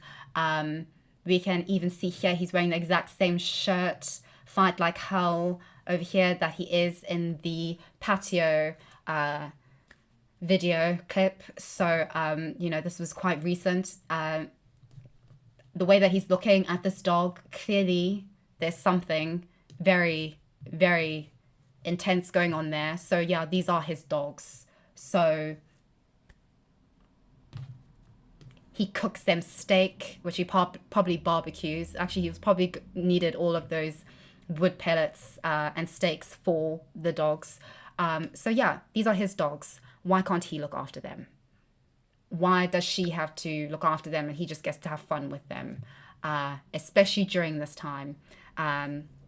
Even if we are going to consider that they've got an arrangement about wifely duties and husbandly or manly duties, if we just even assume and respect that they've got this arrangement, exceptional times, my dude. And this is one of them. So yeah, I'm so sorry. You know, this is the thing, like, we do know these things and we can find these things out. It's not enough to just be one of those centrists who just is like, let's just sit back and wait until we get all the information, especially when you can find it in this beautiful world that we have today of the internet. So yeah, we do know destiny. We really do. If you looked. Why don't you just do it? You're pregnant. It's your woman. Hold on. It's your woman carrying your fucking child. How about you step up for 2 seconds? You don't know if he stepped up or not. You have no idea what their relationship is like. Okay, I'm sorry, but he is there. He is chilling. He is having a cigar. He's chilling after what? What if he just traveled back from filming like 15 shows? Of course you don't give a fuck because you're treating the woman like a retarded fucking child. That's fine then. Oh my god. It takes 2 seconds to give a dog a pill. When a woman is pregnant, she is pregnant 24/7, especially when it's a high-risk pregnancy. You do not get a fucking break from being pregnant. Then why does she want to go grocery shopping? He may have come back from a 9-hour shift at work or whatever the but you know what? The least he can do when she is a high-risk pregnancy at 18 months is go and administer that. Then why does she want to go grocery shopping if it's such a high-risk pregnancy? Exactly. You're so right. Just Chi-Chi. Exactly. Yeah, he got that completely wrong, which, you know, I guess fair enough, considering that this is the most his brain has worked in this entire conversation. So, you know, getting those cogs turning takes a lot, clearly. But yes, this is it. She was trying to get out of the house. She wanted to leave, and she wanted to leave with the car. Understandable reasons. I mean, this is the United States, I think, that they're in. So I do get that. You know, you need a car. And they only have one car. And I just think, again, basic common sense that she's the priority because she's pregnant. And so her needs, what she needs, and I would even go as far as to say is what she wants is paramount. So I mean, you know, it's a matter of being selfless as a supportive partner to your partner and showing the kind of respect which Crowder seems to be all about. And in this particular clip, I don't care about what happened before or after. I don't care if he's been gloriously lovely in the past or even 2 minutes before then. In this clip, he is not being respectful. He is not being doting. He is being very selfish, very self-involved, completely inconsiderate and disrespectful. And even, I would say, in this situation, it looks like he's being abusive. I don't know, and I can't say about the entirety of the relationship. And I think that is valid in saying waiting for more. But when we're looking at this clip and we're looking at the information that can support claims made in this clip, or inferences that we can gather from this clip because they're already available and in the public domain online, and we can just see them and corroborate them with other sources which say the exact same thing or similar things, then surely it's fine to actually draw conclusions and to actually analyze these things. Because, I mean, how far back do you go? I mean, do you want to go back to when they were 19? Do you want to go back to when they met in like the early 2000s? I mean, how far back are we going to go to like show that this man was a loving husband? Because, I mean, of course, at times he was. And of course, they were married for 9 years. Something was working, at least for most of that, we can assume. But this is just, I mean, it's such a terrible argument. I'm so sorry. He's giving her a fucking hard time about it. Do you see Your answer doesn't make any sense there. What? video, that is a classic sign of abuse. She's apologizing, and she's not apologizing. She's saying, I love you, over and over again. That's not a sign of abuse. That could be a sign of a. It is a sign of a victim. Yes. Okay, it's not. That can be. That can. Yes, she's trying to placate him. Gotcha. She's trying to de-escalate. Okay. It's just not. You don't know that without more context. But what else? Anything else? I think I wanted to also bring up that I know that you are kind of following this line where it looks like Candace kind of made a jab first and then Steven made a jab back. But if I look at it from just the perspective of Steven Crowder and his soon-to-be ex-wife, the only person who said the word divorce publicly was Steven Crowder, right? And that what he said about that divorce publicly was that she was the one who initiated the divorce. And that may be the case, right? That may very... Exactly, Alison. Like, exactly. It's like saying, why rules for thee but not for me? I mean, it's like... It's just... It blows my mind, honestly. It really does. Because I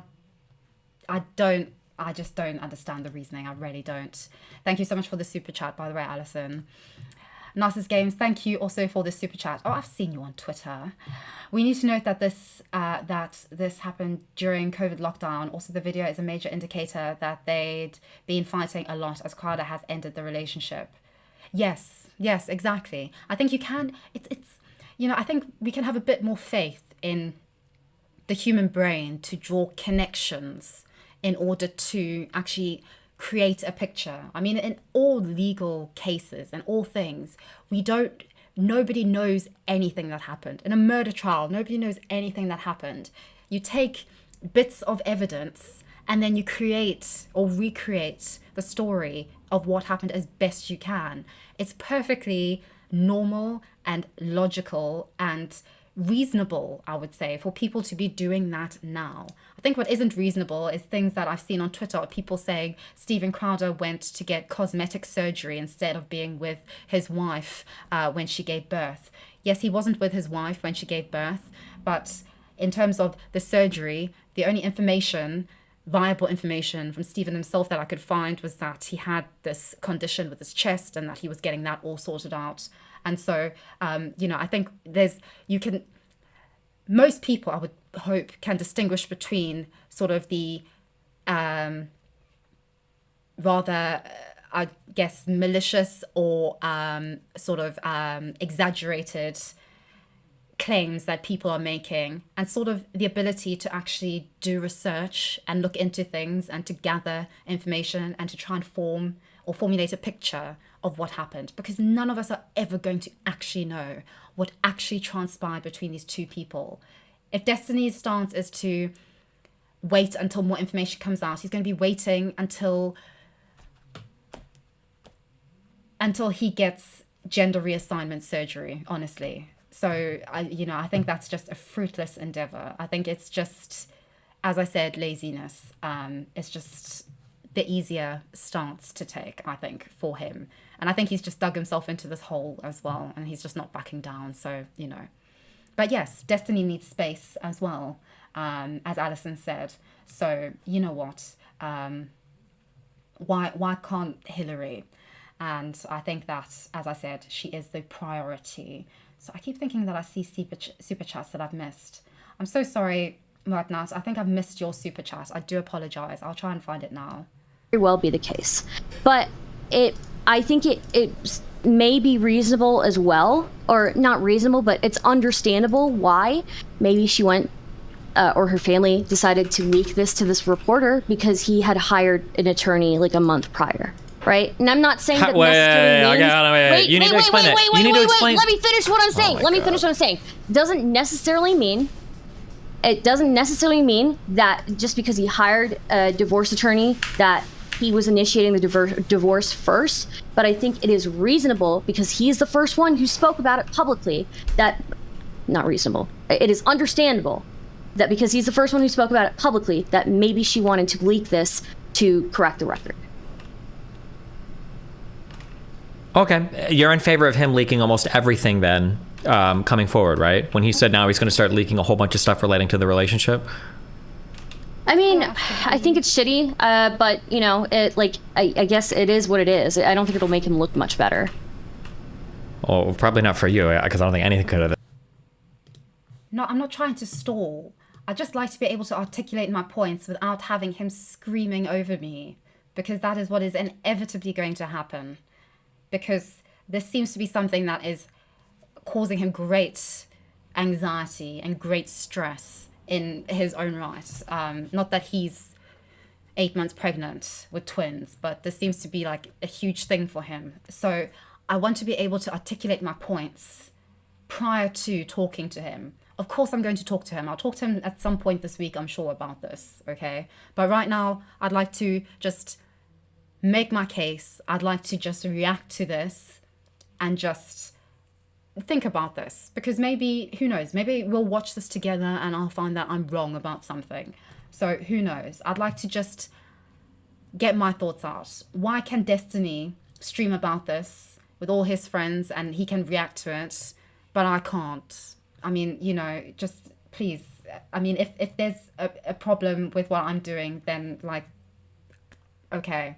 But this is what I'm doing for now. I will talk to him, but patience is key to any successful relationship between us, between Hilary and Steven. And clearly he was not patient. So please, let's just show some mutual respect in this. At this point, do you think that, what was the initial thing that he leaked about the divorce?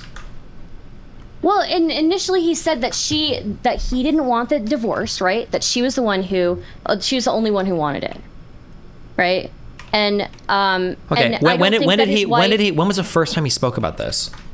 When he was responding to Candace Owens, he was like basically suggesting that she was giving him veiled threats. Okay, when did this divorce happen? Wasn't it 2 years ago, or when was the divorce actually filed?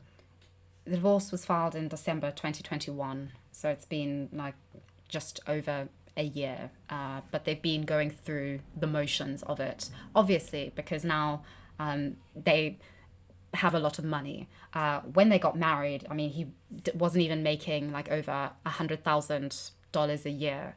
So we're very, very much sort of, his career grew after they married and during their marriage. So so there's obviously like a lot to deal with in terms of just their assets, their children who are still babies. So yeah, it's going to take a lot of time. And I mean, obviously, if it comes to especially this divorce, which in Texas is, their divorce is a no-fault divorce, which Steven Crowder, at least in his response to this, has implied that this is not right. In fact, he said, I think I wrote down the quote of what he said, his words exactly of what he said. Oh yes, he said about the divorce, he said, and I quote, "It's no one's fault of the marriage ending. It's no one's fault but my own, in that I picked wrong." So he's not even willing to admit that it's like his fault or that he is a part of the problem of why the marriage ended. He's not even willing to take responsibility or acknowledge responsibility for that, even if it's mutual responsibility. Most divorces end because both people just didn't work. Like they both at fault, or they're both in the wrong, or they both just need to let it go, right? He's not even willing to admit that he was partially to blame, that he was one part of the issue. No, it wasn't his fault of anything that he'd done in the marriage, but it was my own, in that I picked wrong.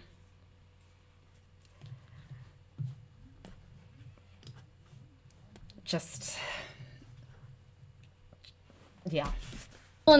They're still in the process of it. I believe, I don't know the exact dates. I think it was like August, maybe of August of 2021, maybe. Okay, so the divorce has been yeah. for 2 years. It seems like he didn't leak anything until Candace Owens goes on stream and she starts saying things like, anybody that knows that Crowder has a ton of bad things going on in the background. Yeah, no, and blah, blah, blah, I'm blah, not blah. disputing that. I'm not disputing that Candace is like manipulative and like opportunistic, right? I'm not disputing that at all. But okay, so what if I am Crowder saying did is genuinely that- feel like, and I don't know this, but if Crowder genuinely did feel like she's essentially threatening to pop him on this divorce stuff, that she's just going to go out with it, I don't think it's that unreasonable or crazy for him to go public with some things. Now, if his wife feels like he's releasing something that's not reflective of what actually happened, that she didn't want to initiate the divorce, whatever, she's welcome to correct the record. But she escalated hardcore. She didn't just come out and say, like, Crowder came out or Steven came out and said that we were I would say his wife is about to acquire half of his assets. I would argue that no, she's going to acquire half or her share of their assets. She was clearly just based on their social media, she was an incredible support system as his wife. And based on this idea, at least that is inferred by this clip of this division of wifely duties and his duties, she clearly allowed for him to come home to a safe space, to relax. She provided him with all of her wifely duties in their relationship in the way that wives do or are supposed to in this conservative sense. Even he said that they had a great intimate relationship as well. The fact that his career was able to skyrocket after they'd married, and that he was able to make everything about him. He's incredibly, based on what I've seen, very self-interested and very self-absorbed. And I think that that works for what he does and for his career. The fact that he's made himself and been able to make himself off the foundation of his wife, his partner for life, providing an environment in which he was able to go into the world and be successful, makes it that she is, of course, entitled to her share of their assets. Marriage is a partnership. I think this idea, this increasingly insidious and selfish idea that women are divorcing men or want to divorce men because they just want their money is a terrible and such a misleading and such a harmful lie to be putting forward to especially young men, that ultimately getting married is just going to, that they need to literally clutch their pearls to their chest, that they can't trust their partner. I think this increasing dynamic of distrust in not just in politics, but in our personal relationships is really just sickening to see. And I think it is very disingenuous and very harmful and incredibly just out of touch with just reality, to infer that just because celebrities have these huge little battles among themselves with all of their money, and one partner seems to get all the money, and we see that celebrities like basically just breathe and they make $1 million, that therefore means the exact same thing for everybody else, even people as rich as Crowder and his wife. No, life is a lot more complicated than that. And she also, I mean, they have children together. These are their children, who she is, I believe right now, caring for and looking after by herself, 2 twins, raising them, feeding them, loving them, providing them with safety. So yes, she is most definitely entitled to her assets from this marriage, from 9 years of her life. I would infer, based on this, looking after this man-child and allowing him to flourish as an individual, allowing him to be married, yet with the added benefit of putting himself before the marriage and before her. So yeah, yes, I don't have any sympathy for that argument, I'm afraid. But yes, there's my opinion of that. So yes. getting a divorce because of me. I just want you to know it was actually because of irreconcilable differences, and I contend that there was issues in our marriage that I can't remember something, right? She started leaking videos, and now people are claiming like some crazy amount of abuse. It was like a big escalation. Like there's an edited video now on a website that has a whole bunch of stuff about the Daily Wire on it. And you know, and it's not even necessarily like her, it is her, I think it's her family, right? But yeah, sure, I can agree with you on that. Okay. I believe there was also a court agreement that says that they weren't supposed to talk about this publicly as well. No? Mm-hmm. Yeah, she did not, from her attorney, she requested that they not talk about it publicly. Okay. And I guess, yeah, in her eyes, it may look like he was the first one to speak about it publicly. Gotcha. What do you want, like him? I don't know, just jumping in, helping out. Well, how's life going, buddy? Oh, it's been a minute. How you doing? You know, just doing. I just think, you know, if your pregnant wife, you know, some medicine that she can't handle, and you're like, well, yeah, put gloves on. It's like, no, dude, just take 2 seconds and help it out. Okay. I think also that if he Wait, wants no, hold on. to, I gotta, okay.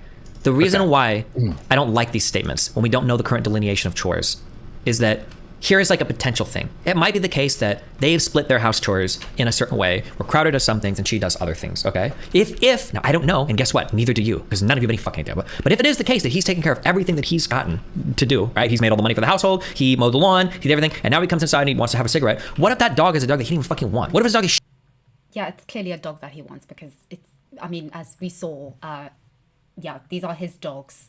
So yes, that's quite easy. Yet women initiate most divorce. Yes, but you can't then take that statement, woman initiates most of the divorce. Therefore, that equates to women being gold diggers or woman wanting to take the man's money. I think there's just such a lack of empathy just in all of this, in this whole conversation, empathy for the other. And I think no marriage or relationship succeeds if you're not able to compromise, if you're not able to subjugate yourself, if you're not able to actually really prioritize the other and the relationship. I think it's just doomed to fail. It doesn't work. And you know what? It's completely fine. If you are a selfish person, if you are a person who knows that you're going to put yourself before everybody else in every single situation, don't get married. Don't have children, because don't expect it to work out for you. If you're somebody who can't trust anybody, including the person who you're going to marry and have children with, don't marry them. It's not going to work. And I think so many people go into relationships with this idea of me before everyone else, and go into like marriage with this idea of, you know, just not trusting anyone, including your partner. And I think it's just, it just doesn't work. I think it doesn't work, and it just can't work. It really can't. I mean, you have to trust someone. But I think that when looking at this idea of the majority of women initiate divorce, okay, but why is that? Why is that? And surely it's not just, it cannot just be because women are gold diggers. Of course, there's going to be like a few, like a handful, okay? But in terms of looking at it practically, looking at what women say, why they initiate divorce, most divorce isn't because of money. It's because their partner wasn't picking up insofar as like doing their bit and putting effort into the relationship, because it was an unequal partnership, or a partnership that just was essentially one person mothering the other, and it just wasn't working. There was just not that emotional effort, that emotional connection, that ability to keep a relationship going successfully in a way that creates sort of that foundation of not necessarily happiness, but joy and mutual respect. That's why the majority of divorces are filed, and are filed by women. And I think this speaks to just a bigger issue, a bigger societal issue regarding trust, regarding being able to communicate, being able to actually communicate honestly and openly. I think it has a lot to do also with practical things, such as having children and maternal leave, and sort of the expectations of men to continue working. Basically, interesting thing is that in most of the, well, actually in all the developing world, young women, they, in terms of their career and their career prospects, they sort of are on an upward trajectory from the time that they leave university or leave college or enter the workforce. Then when they get pregnant, suddenly it just plummets. And I'll link an article all about this. The Economist did a whole huge cover story about it a few months ago. But and that's because of childcare. That is because of having to look after children, especially in the US, where, you know, it's very, very difficult to get back into work or to get back into your career after having children.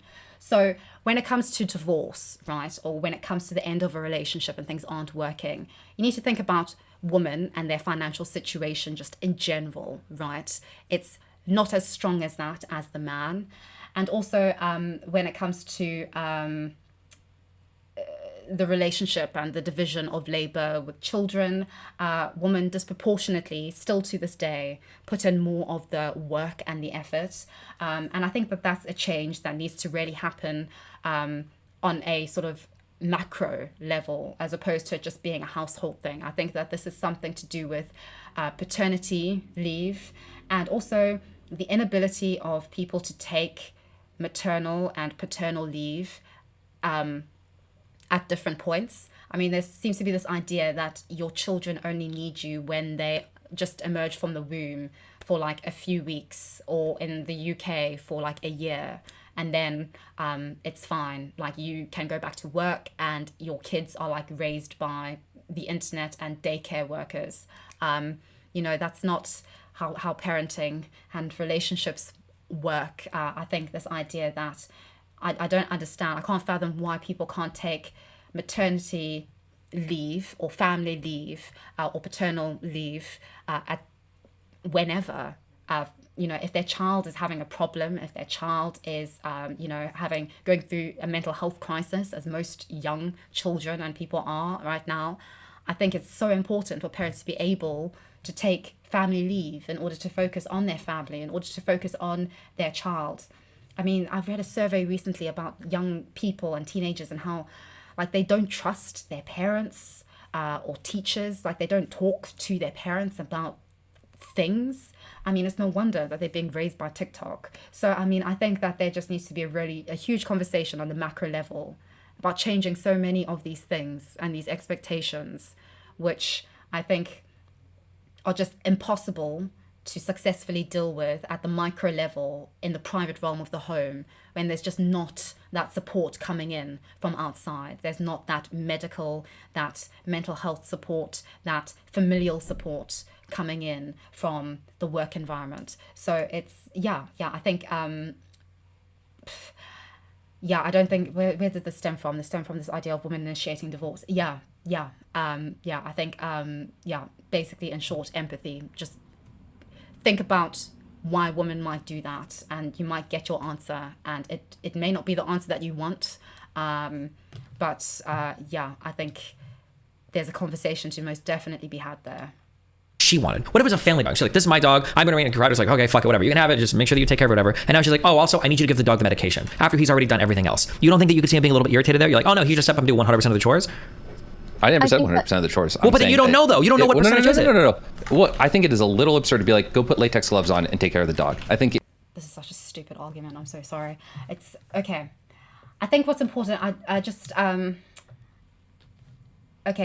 sort of, this is all about sort of like high risk. I believe that they've spoken about her, about Hilary being high risk, okay?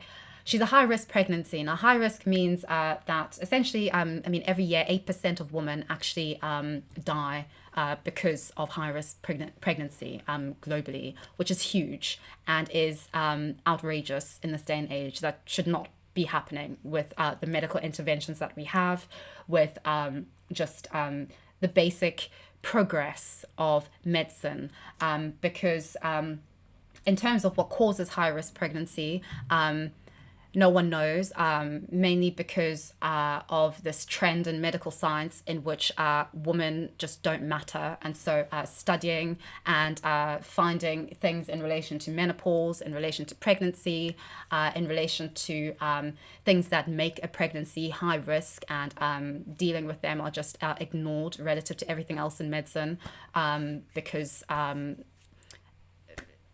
woman. So yeah, in terms of high-risk pregnancy, it involves high blood pressure, sort of swelling, illness, fatigue, numbness, things like that.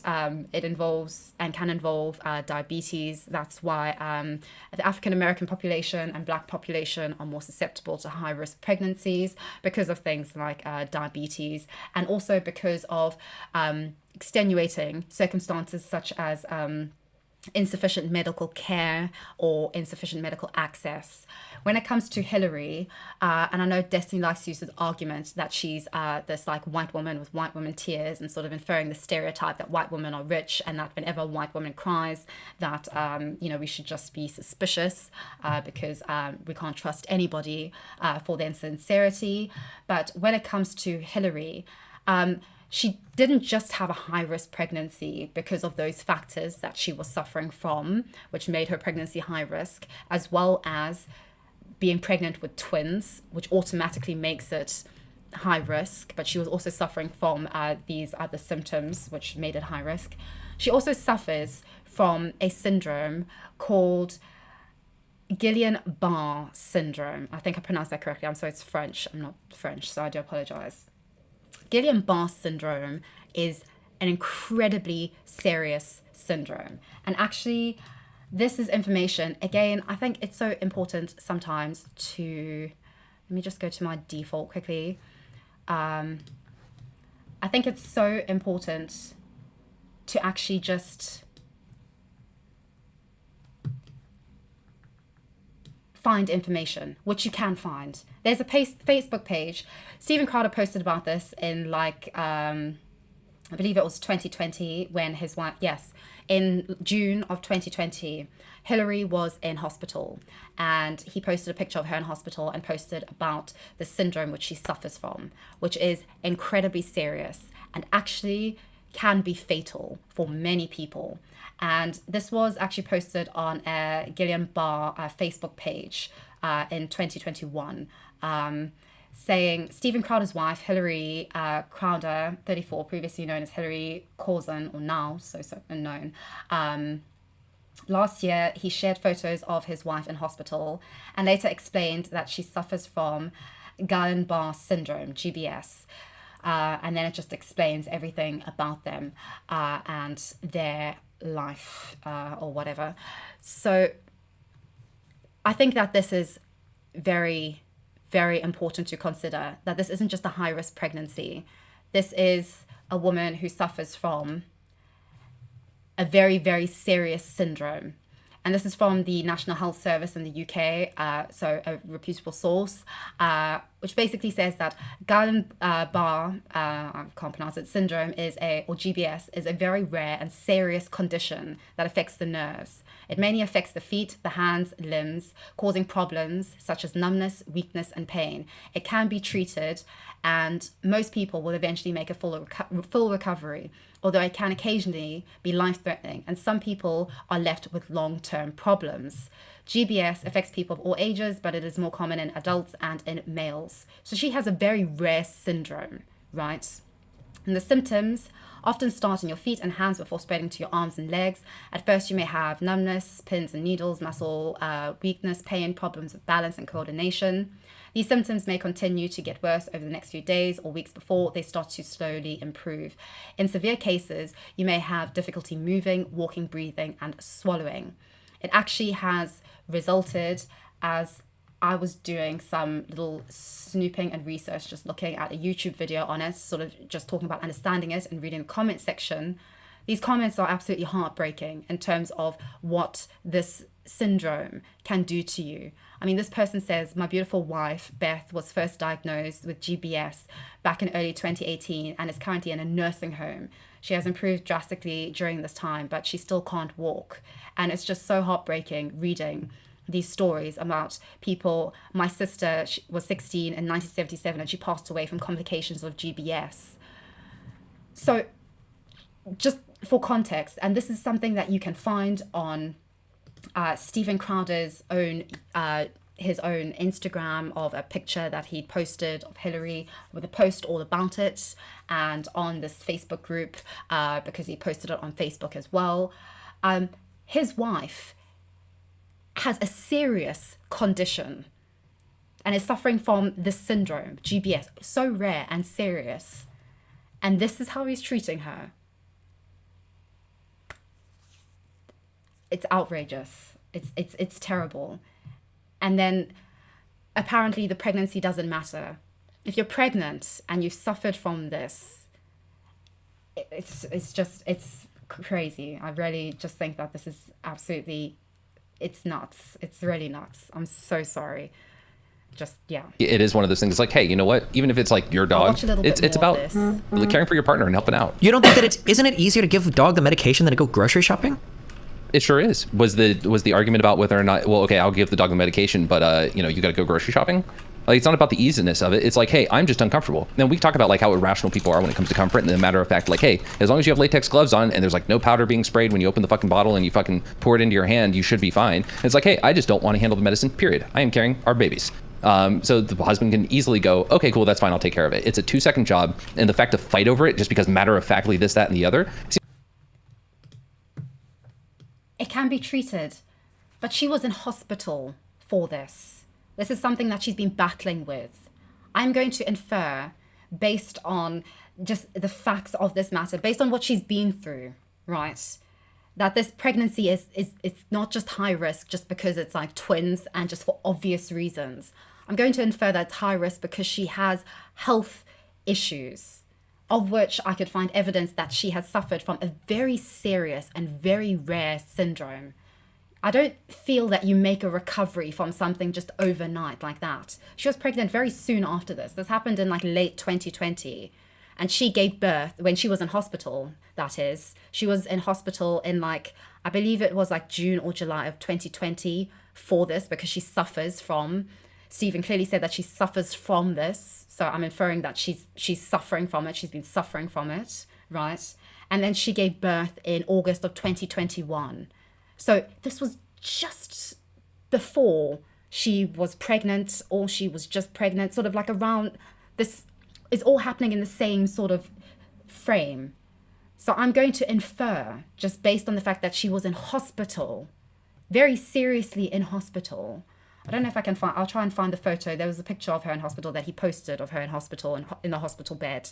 But yes, I just feel that this is really just, even if she was jumping for joy after leaving hospital and was like running marathons, I feel that just basic empathy of understanding that there's the potential of your partner, who may be fine during this pregnancy, has had just before this pregnancy, a very serious and rare syndrome that people die from, that people become paralyzed from, that affects their nervous system, their immune system. I believe it's from the immune system.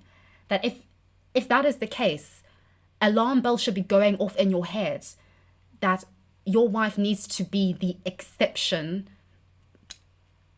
paramount exception. The exception par excellence is what your wife needs to be at this point in time. Not you sitting with your cigar and telling her that you don't love her and filing for divorce before her and not taking any responsibility for it and telling her that she needs to be disciplined and needs to respect you, but you can't do the same for her while she's carrying your DNA times 2 and is offering to go and get you all the stuff that you need for your barbecue. As I said, I don't care if he's Nelson Mandela, and I don't care if she is a pregnant dictator. That's revolting. that's terrible and just so lacking in just basic, not even compassion, basic self-awareness. I think that this is the issue. There's a distinction between being selfish and self-aware. I think being self-aware is Steven Crowder realizing I'm a selfish person. I only care about myself. I only care about my career. I'm not willing to put a wife before me. Therefore, I'm not going to get married. Or appreciating, I'm a selfish individual. Actually, no, self-awareness, just in the context of this clip. Let's just do this clip, okay? Let's stick to Destiny's little insular framing of this, right? This clip. Being self-aware would be like, I want a car so that I can go to the gym, that I can do my thing. But my wife is pregnant. It's an exceptional pregnancy. And, she's stressed. She can't do her wifely duties as usual. So because I want the car, because I'm selfish and I have my life and my priorities and I'm the most important thing going on here, let's get another car. Even if it's only just for 9 months, we just rent a car for 9 months so that Hilary can use that and do her thing and go out and we can have space, right? And then I can keep the car and I can do whatever things I need to do, right? That's self-awareness. That's being self-aware. You're aware that you're selfish, but you are aware enough that you consider it in relation to other people, especially your partner in life, your wife. Being selfish is what is happening here. That's just selfishness. And I feel that this is just babying a fully grown 36-year-old adult male. And I think that there's a point in life where with everybody, there needs to be a cutoff point, I feel, for when you're willing to give the benefit of the doubt. Because this is just absurd. I think this position that Destiny has. Oh, sorry, getting a bit heated, banging the microphone. So, yes, how long have I been going on with this? How long have I been? Okay, it's been 2 and a bit hours. Okay, I think we get the gist of this. Because it just carries on basically exactly the same. They just argue about everything. But yeah, this idea that I'm afraid of speaking to Destiny, at the end of this clip, I believe, it's like right at the end.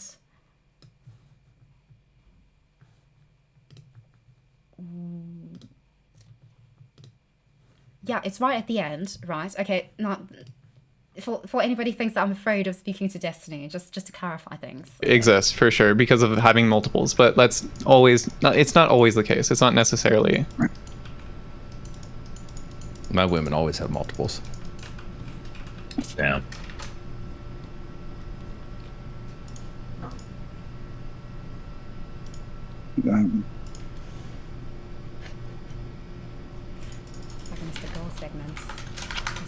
Wow, nice guys. How we all doing today? Glad we got the gang together for a good shouting match. Yeah, we don't disagree enough, so come on, just do that. Thank you. I'm glad. Did you offer to talk to Kidology about her takes on Twitter? Or Fuck no. what's going on there? Absolutely. If she wants to again, but I don't think she'll want to. So, yeah, just to clarify things, just so it's not word of mouth. You heard it. He said, fuck no. Absolutely not.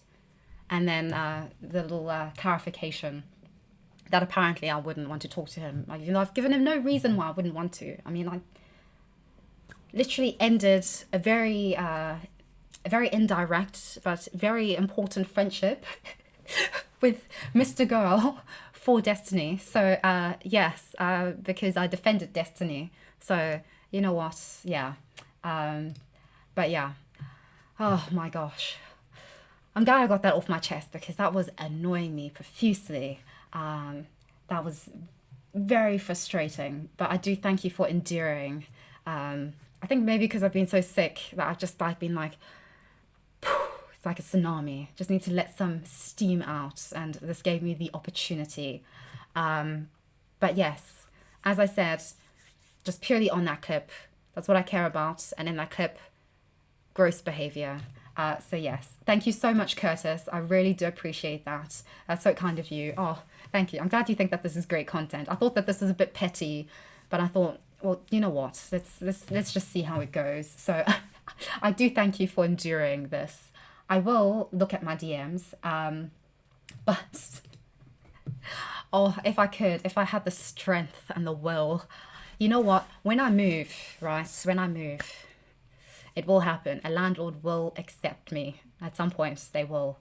When I move, which is going to happen very soon. Like I would, yeah, I have to be out in like the next 2 weeks. So this has to happen.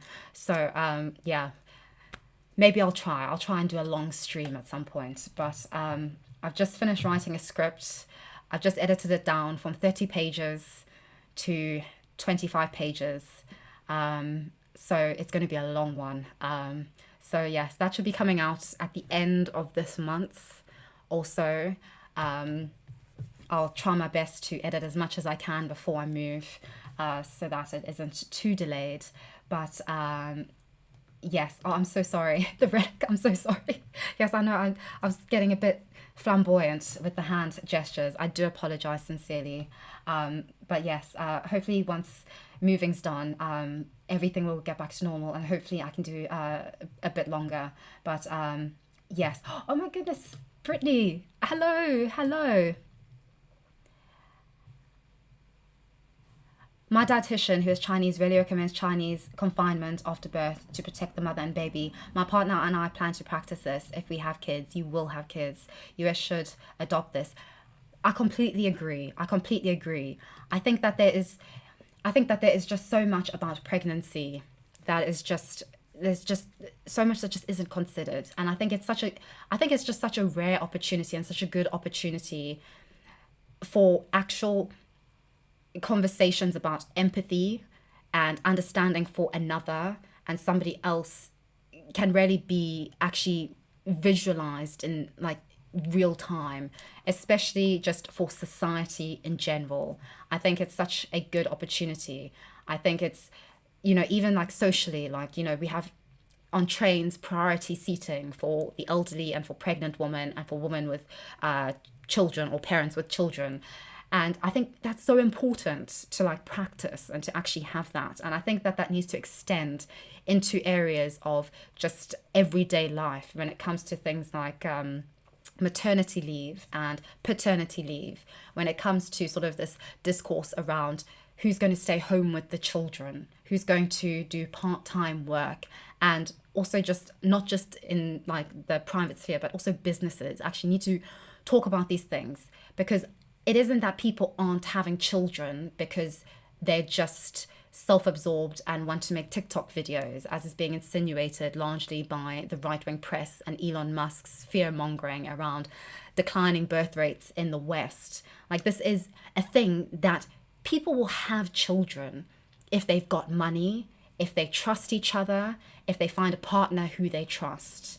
And right now, these three things are being completely undermined by this society of distrust and paranoia and just general vitriol that we seem to all have for groups of people and for each other. And I think businesses aren't helping, the media isn't helping at all. It's making a lot of money from all of this animosity and this outrage. And I think we aren't helping by blaming each other for all these different things either. I think this is a thing that is, you know, it's not just that, well, you know, men should take more leave from work. Well, you know, in most situations, men can't take leave in order to stay at home and look after the kids. And oftentimes, you know, it actually, I think, I mean, I haven't seen any information. This is just me assuming, but I haven't seen any information that there's a desire for women to not want to stay home with their children for maternity leave and like when they give birth to stay home with their child. And I do think that, you know, I think in order for a lot of these issues that are now coming to fruition just because of the passage of time and just the inevitability that they become issues, I think now that a lot of these things are actually like coming to the forefront or are being foregrounded, of people deciding not to have children, I think a real conversation needs to be had about actually looking at the systems in place, the frameworks in place, and thinking we need to change this in order to make it possible for people to actually have children, in order to make people actually weigh out the pros and cons or their options and to say, I can actually have children and I want to have children, and it's not going to be something that is going to be a burden or something that I can't do. Like it's not enough to just sit on Twitter as a billionaire tweeting that people aren't having children because the left are just destroying society, or because people are selfish now, and that there's like a conspiracy against like having children or great replacement theories or whatever, like all these different things from the left and the right and billionaires or whoever. You know, it's practical application of really actually having a serious reckoning with how we see sort of these frameworks and structures and assumptions that are movable, but that we assume to be unmovable, sort of like this realism of just modern existence, which actually isn't. So yeah, I think that's my 2 cents on that. Thank you everybody for being here and for enduring me and this conversation that we've been having. Next week, I mean, just in case, I assume just based on my planning, I'd like to talk about 2 segments from the ContraPoints video, the recent ContraPoints video about the witch trials of J.K. Rowling. 2 parts being one titled Debate and one titled Illiberal Tactics, I believe, or Illiberal Methods. And I'd just like to talk about that because this seems to be... I've been reading just a lot about the left and the left that has emerged since the post-Obama era, and I have a lot of critiques which I think these 2 segments really just highlight for me, and this idea that of the sort of debate not being enough, and of hearing both sides not being enough, ironically. So yes, I'd like to talk about that, unless some other drama just pops off that I happen to be involved in, who knows. But yes, I'm sure at some point this week, maybe even tomorrow, or actually based on the time today, I'll talk to Destiny. I'll check my DMs now and respond. But thank you, Braddon. Thank you very much. Loving the petty content. Fun stream. Yes, it was fun. It was fun to get heated and emotional. But yes, I'd like to talk about that ContraPoints video because I did find that very interesting and very insightful, and it gave me a lot to think about. And I think I'll be thinking about it this week until next week's live stream. I'll probably start that one a bit earlier, just based on the time now. But yes, so we'll be doing that. But I'll keep you updated in the community posts about talking to Destiny once I check my DMs. And do remember, I do have channel memberships now. So yes. Do remember, if you would like to enjoy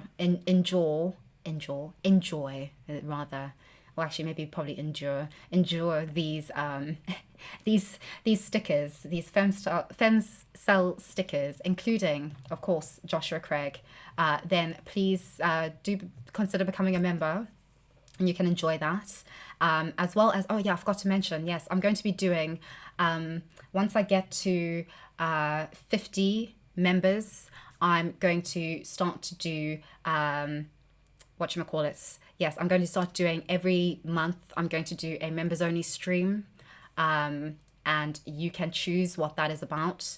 And also, depending on sort of how many members I see sort of coming to like sort of regular streams, I'll sort of make the chat in the last like half hour of the stream for like members only, so that I can like just respond to what you want me to say. So yes, oh my gosh, we've already got a member. Oh my god, Brittany Simon is a member. Okay, I'm sorry, this is sorry. It's okay, thank you so much. Okay, that's made my week. Okay, that's brilliant. Oh my gosh. Okay, thank you. But yes, so do become a member, and yes, yeah, I'll continue to make stickers, and I'll find out what else you'd like from me. So yes, I think that could be a lot of fun. So yes, but yes, thank you so much everybody for coming, and thank you so much. I saw somebody say something about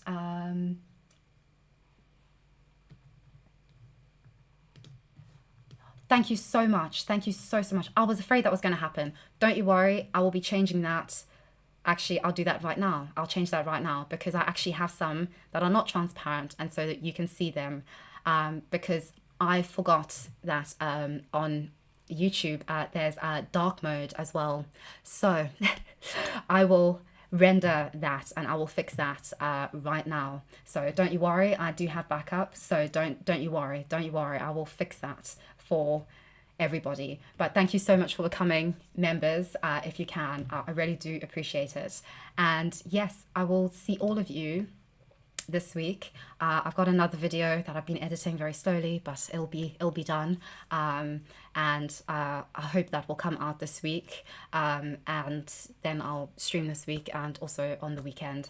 But yes, thank you so much for all your love and support, and for just being so kind on my last video, and just in general. I really, as I said, I do not deserve you. You are brilliant. So I thank you so much.